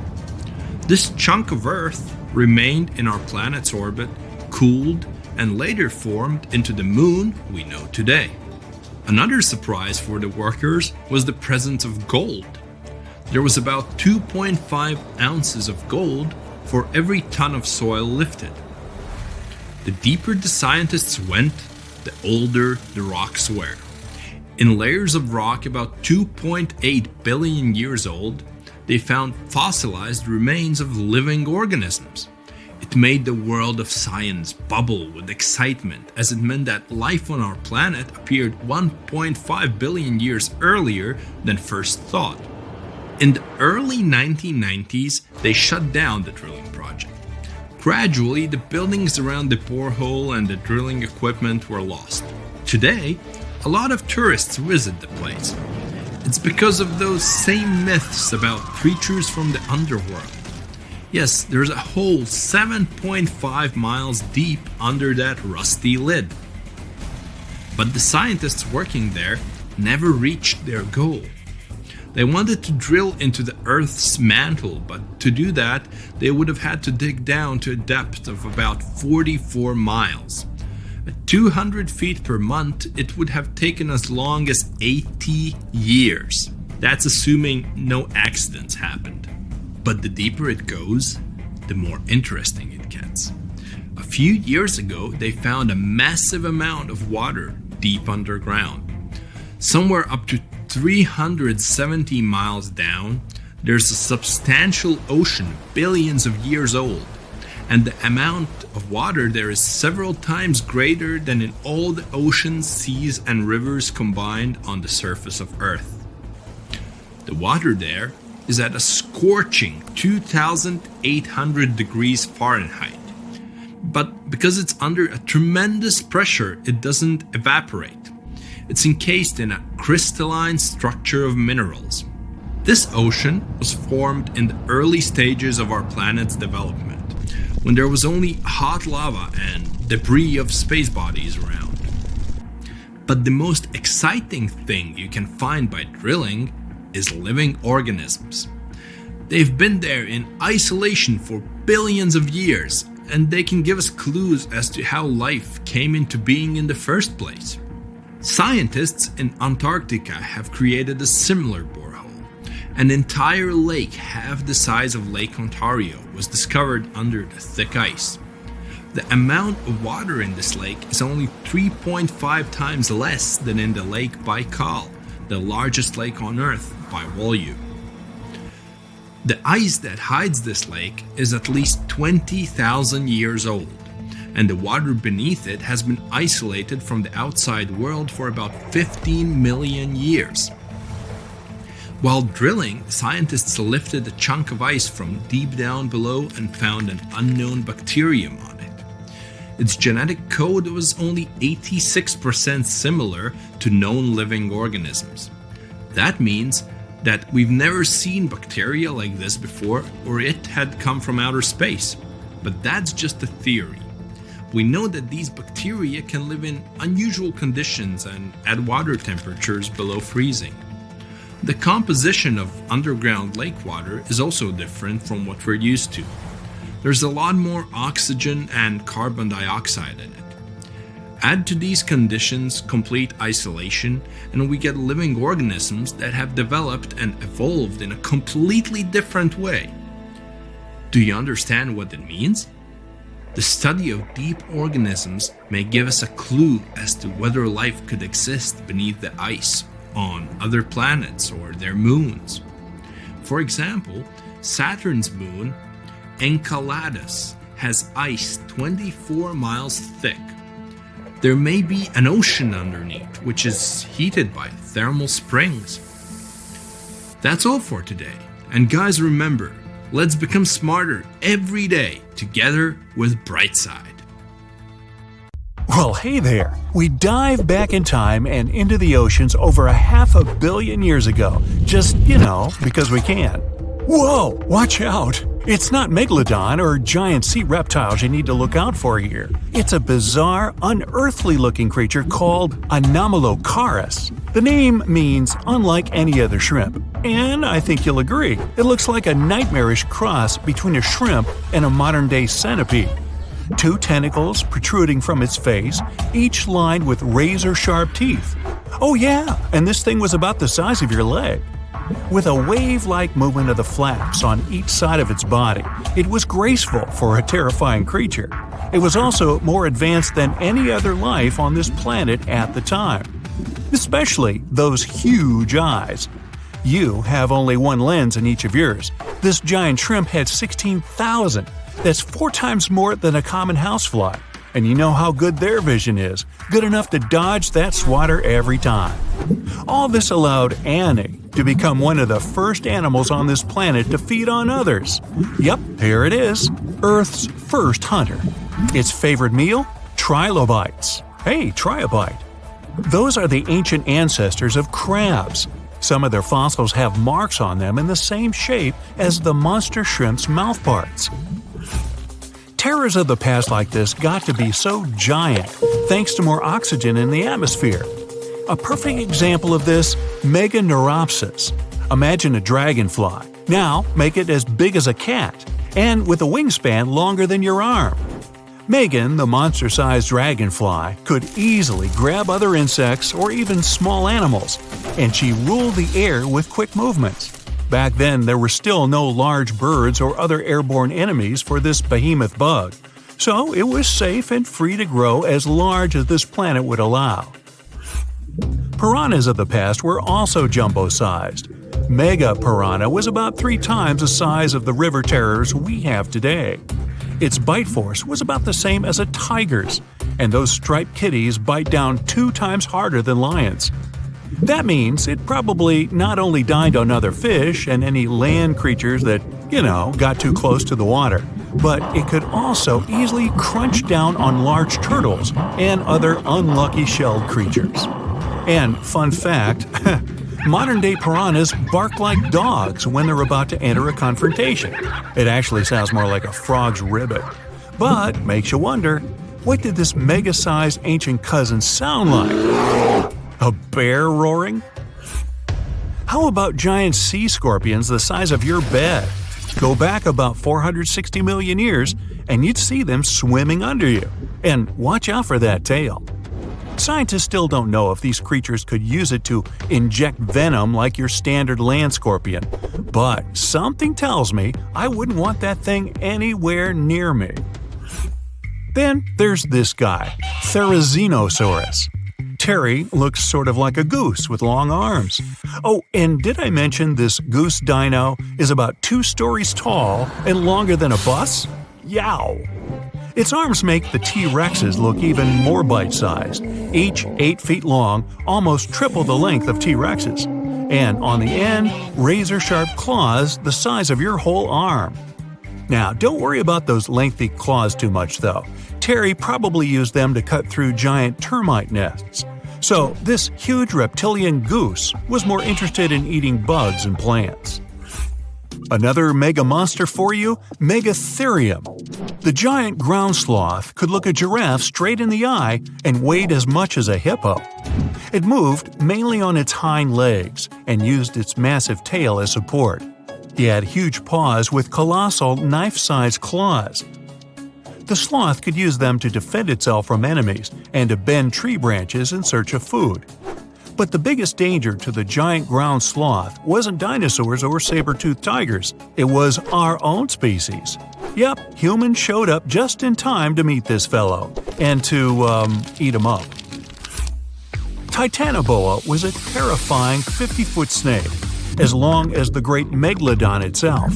It was also more than 2 times heavier than the heavyweight champion among snakes today, the green anaconda. Crocodiles were a regular on this serpent's menu. Titanoboa could swim 3 times faster than the fastest Olympic swimmer our species has ever seen. It was quicker and more dangerous in the water than outside it. And don't forget the boa part of its name. This massive snake wasn't venomous. Instead, it liked to squeeze. Remember that giant shrimp from earlier? Well, Opabenia looks like its teeny-tiny finger-sized cousin. And instead of 2 toothy tentacles, this thing had a vacuum hose coming out of its face. On the end of that trunk, what looks like a single crab claw. Add 5 eyes and a mouth under its head, and you've got a recipe for something not of this planet. Only it is. This creature used its trunk like an elephant does. Its claw grabbed food from the bottom of the ocean and brought it up to its mouth. This thing is so weird-looking that, apparently, when the scientists who discovered it presented his findings to an audience, they all laughed as if he were joking. Now, a real-life monster, the Tully monster. From a distance, it looks a bit like Nessie, that long neck and teeth-lined jaws. But get closer, and you'll see it's more like a long nose with a mouth attached at the end, like a mosquito. Its eyes are further back, sticking out of tubes all snail-like. Tully was an ancient mollusk, about the size of your forearm. It probably dined on jellyfish and shrimp 300 million years ago. Thylacus smilus will put a smile on your face as long as you don't get too close. No, it's not a relative of the saber-toothed tiger. It was a marsupial, making it more related to a kangaroo than anything. And if you compare them to body size, its fangs were actually longer than a saber-toothed tiger's. And they grew continuously. As for that beard on its chin, that's actually all chin. The lower jawbone grew down to a point under the mouth. Those fangs were rooted to the skull, going way back to its eyes. When the mouth was closed, that bony beard protected the long, sharp teeth from breakage. Staganapolis, not to be confused with Minneapolis, might look like a big crocodile with a squished-in snout, but it was mostly harmless. Its small head and very few teeth meant the reptile didn't have much to work with when protecting itself. That's what all those armored scales were for, and no need for huge fangs or long rows of razor-sharp teeth when you're a plant eater. That beak-like tip on its nose allowed the stag to dig up plants. So, really, this reptile was more like a 10-foot scaly pig than a croc. Basilosaurus was a type of ancient whale that lived on our planet about 45 million years ago. Not quite as long as a blue whale, but this guy was still big enough to munch down on other whales and even sharks. Some people believe these monsters could still exist today. Eyewitnesses claim to have seen a giant sea dragon, and Basilosaurus fits the description. Plus, 90% of our oceans are unexplored. There's plenty of space to hide a sea monster. But scientists haven't found any fossils of this ancient whale younger than 3.7 million years. So, this myth is busted. Stegosaurus is one of the most recognizable dinosaurs that ever lived. It can easily be distinguished by those huge spikes on its tail and the bony plates on its back. It was twice as long as a giraffe and nearly 5 times heavier. But compared to its body size, it had the world's smallest brain. It was no larger than a dog's. Pelagornis had the largest wingspan of any bird ever discovered. It was twice the size of the largest bird today, the wandering albatross. Such huge wings made it hard for the bird to take off. It could only do so by jumping off cliffs.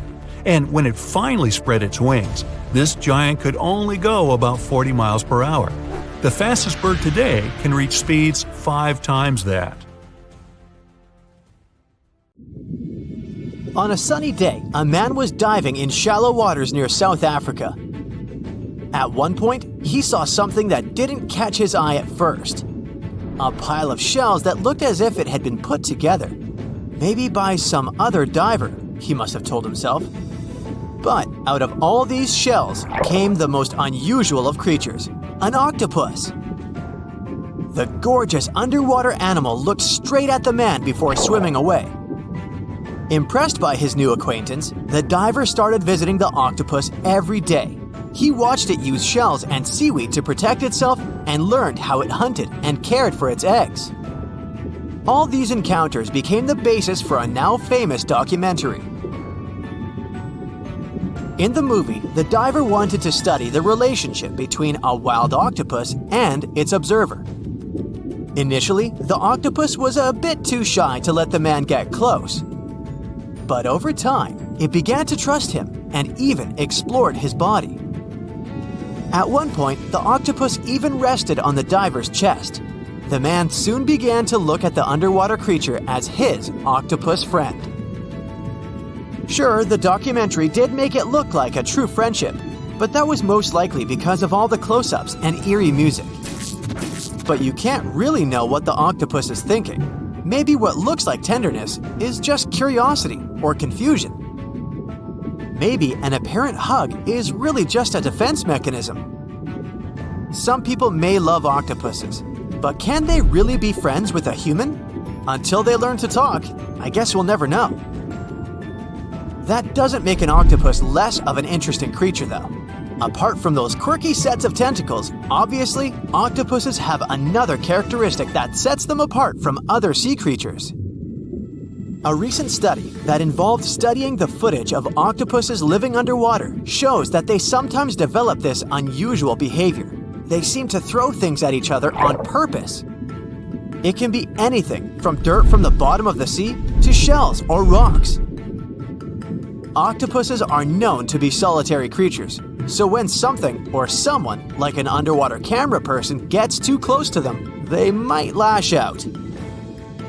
Just as we have yet to discover the limits of our galaxies and constellations, we know very little about the bottom of the sea. It's one of the reasons why we find it so hard to explain the behavior of some underwater creatures. The truth is, we don't have good enough technology able to deal with harsh conditions and a limited amount of light underwater. You might have asked yourself at one point, what's the deepest part of the ocean? It's called the Mariana Trench. We don't really know exactly how deep this giant hole is, since it's too difficult to measure, but it's somewhere around 6.8 miles deep and 5 times longer than the Grand Canyon. This massive underwater trench was first studied back in 1875 with the help of a weighted rope. Back in 2012, a Canadian film director reached the bottom of the trench in a submersible vessel called the Deep Sea Challenger. Some of the most bizarre creatures on the planet were discovered here, including the Dumbo octopus, the sea cucumber, and the goblin shark. The Mariana Trench got its name from the nearby Mariana Islands, which were named Las Marianas in honor of Spanish Queen Mariana of Austria.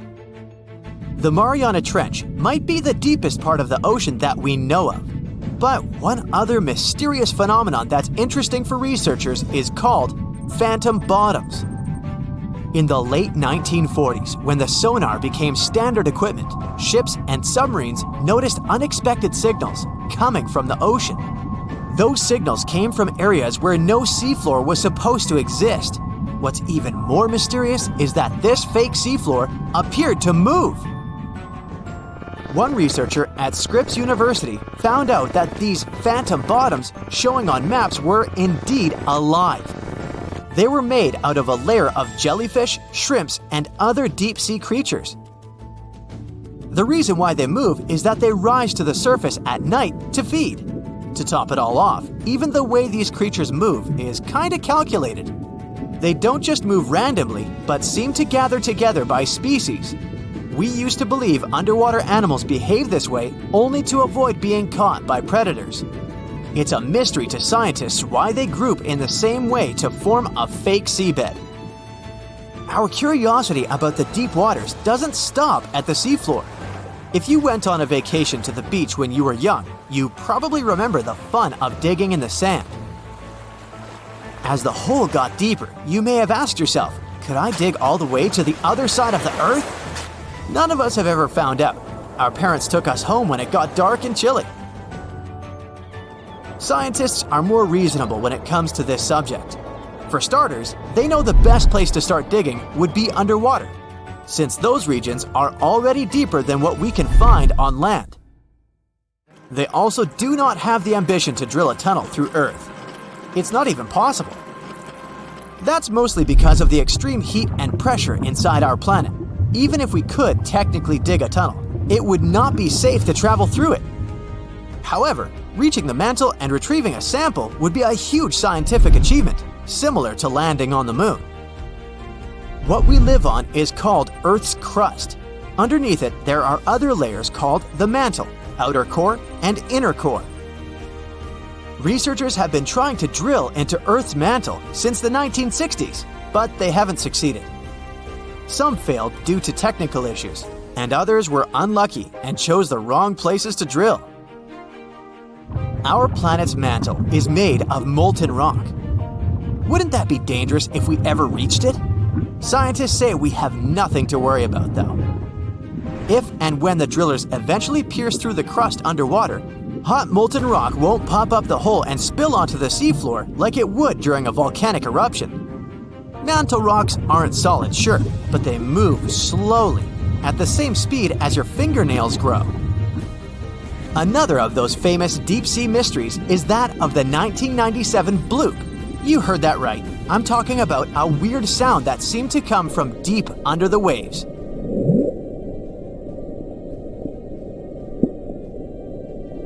People heard it in the South Pacific.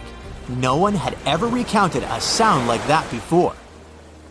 Some thought it must have been emitted by a strange creature living deep in the ocean. It didn't help that the noise came from a location mentioned in a story by famous writer H.P. Lovecraft.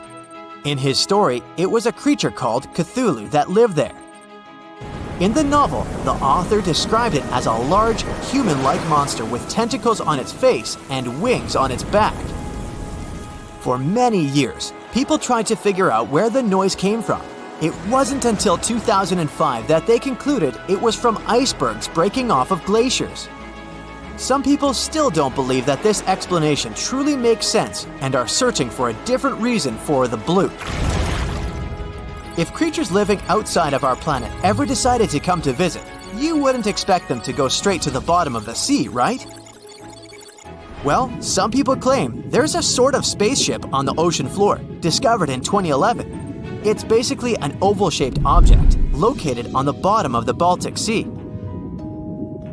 In 2012, a team of divers explored the anomaly and found what appeared to be a staircase and other structures on its surface. This only added to the belief that the large object had been made by someone and wasn't just a natural phenomenon. Even more bizarre, close to the unidentified anomaly, the explorers' electrical equipment, like sonar instruments and satellite phones, started to malfunction. Some scientists believe it just to be a glacial deposit or some other natural formation, but they still don't know for sure what it is.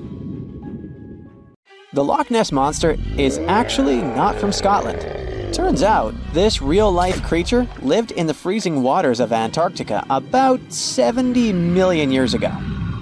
In 2019, researchers discovered fossils of a huge, prehistoric marine reptile that looked a lot like what people described as Nessie.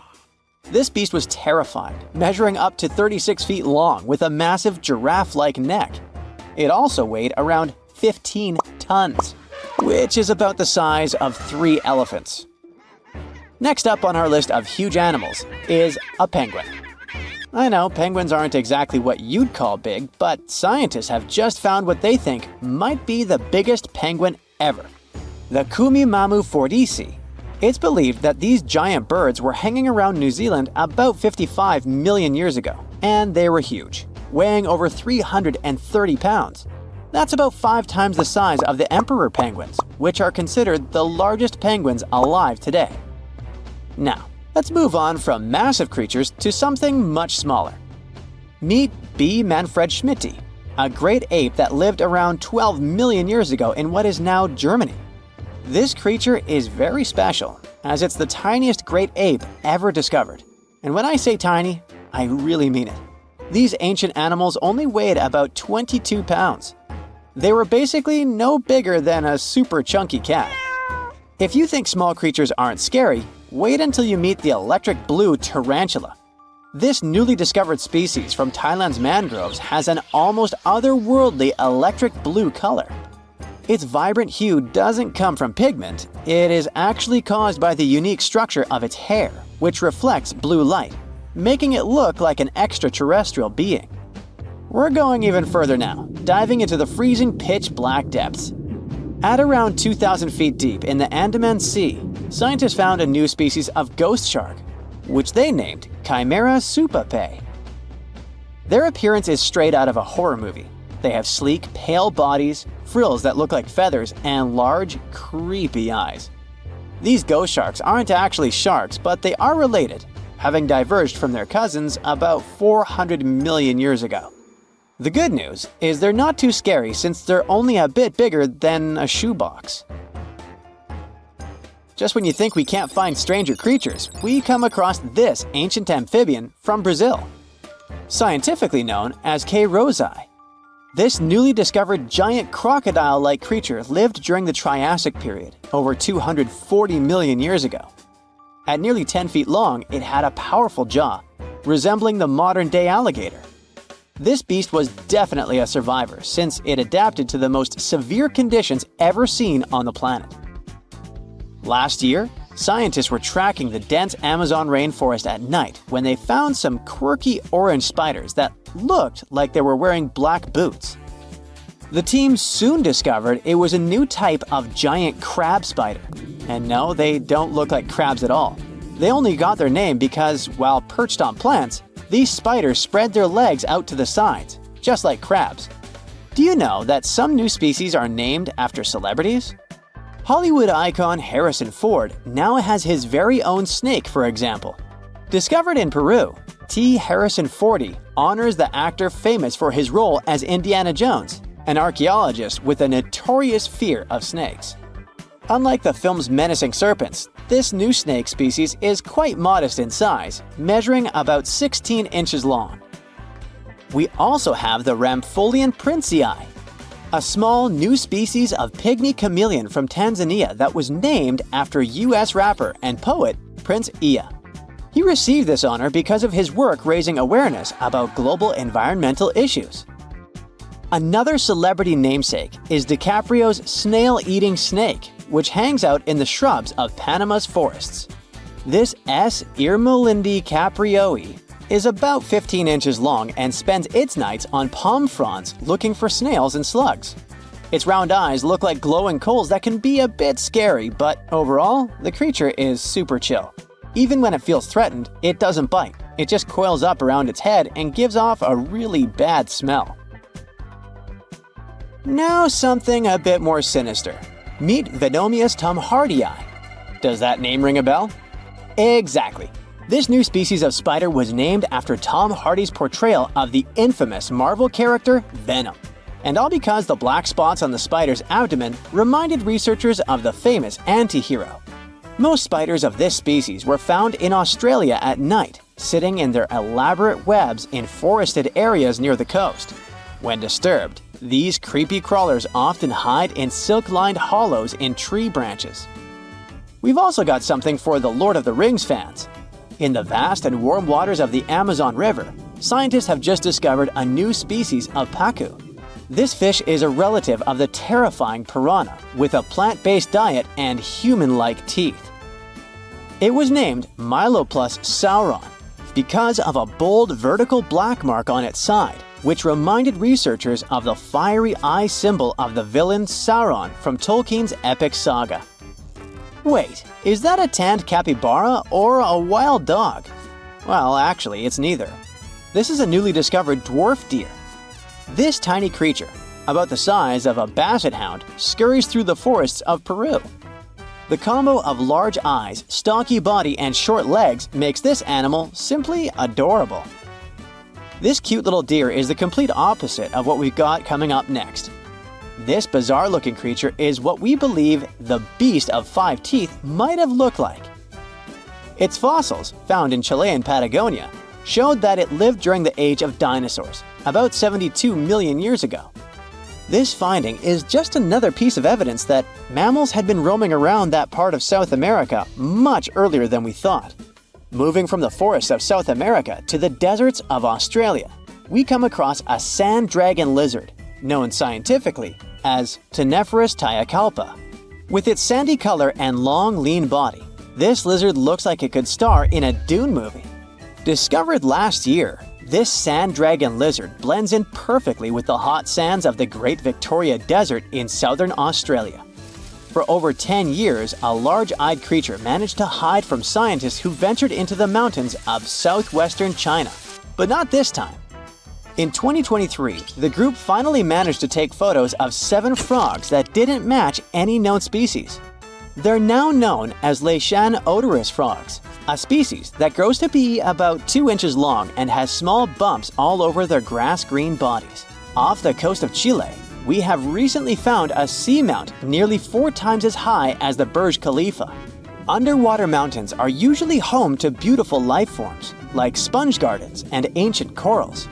But this Chilean seamount also hid a creature known as the flying spaghetti monster. It's a rare type of squid with long noodle-like tentacles that make it look like an underwater pasta dish. Including its tentacles, this strange creature can be over 130 feet long. Recently, scientists were diving into the cold waters of the Antarctic Peninsula when they thought they had found an ordinary dragonfish swimming by. But there was something unusual about this one. It turned out that this fish had 2 darker vertical stripes along its slender body. That's when they realized they were looking at a new species, the banded dragonfish. From bizarre sea creatures to a cute one. In 2017, locals were diving near Kume Island in Japan when they found the skeleton panda sea squirt. This deep-sea oddity quickly won people over with its look because its black spots actually resemble a panda bear's eyes and ears. At least if you have a good imagination. This unusual creature filters water to catch its food, and is yet another reminder of the ocean's hidden wonders.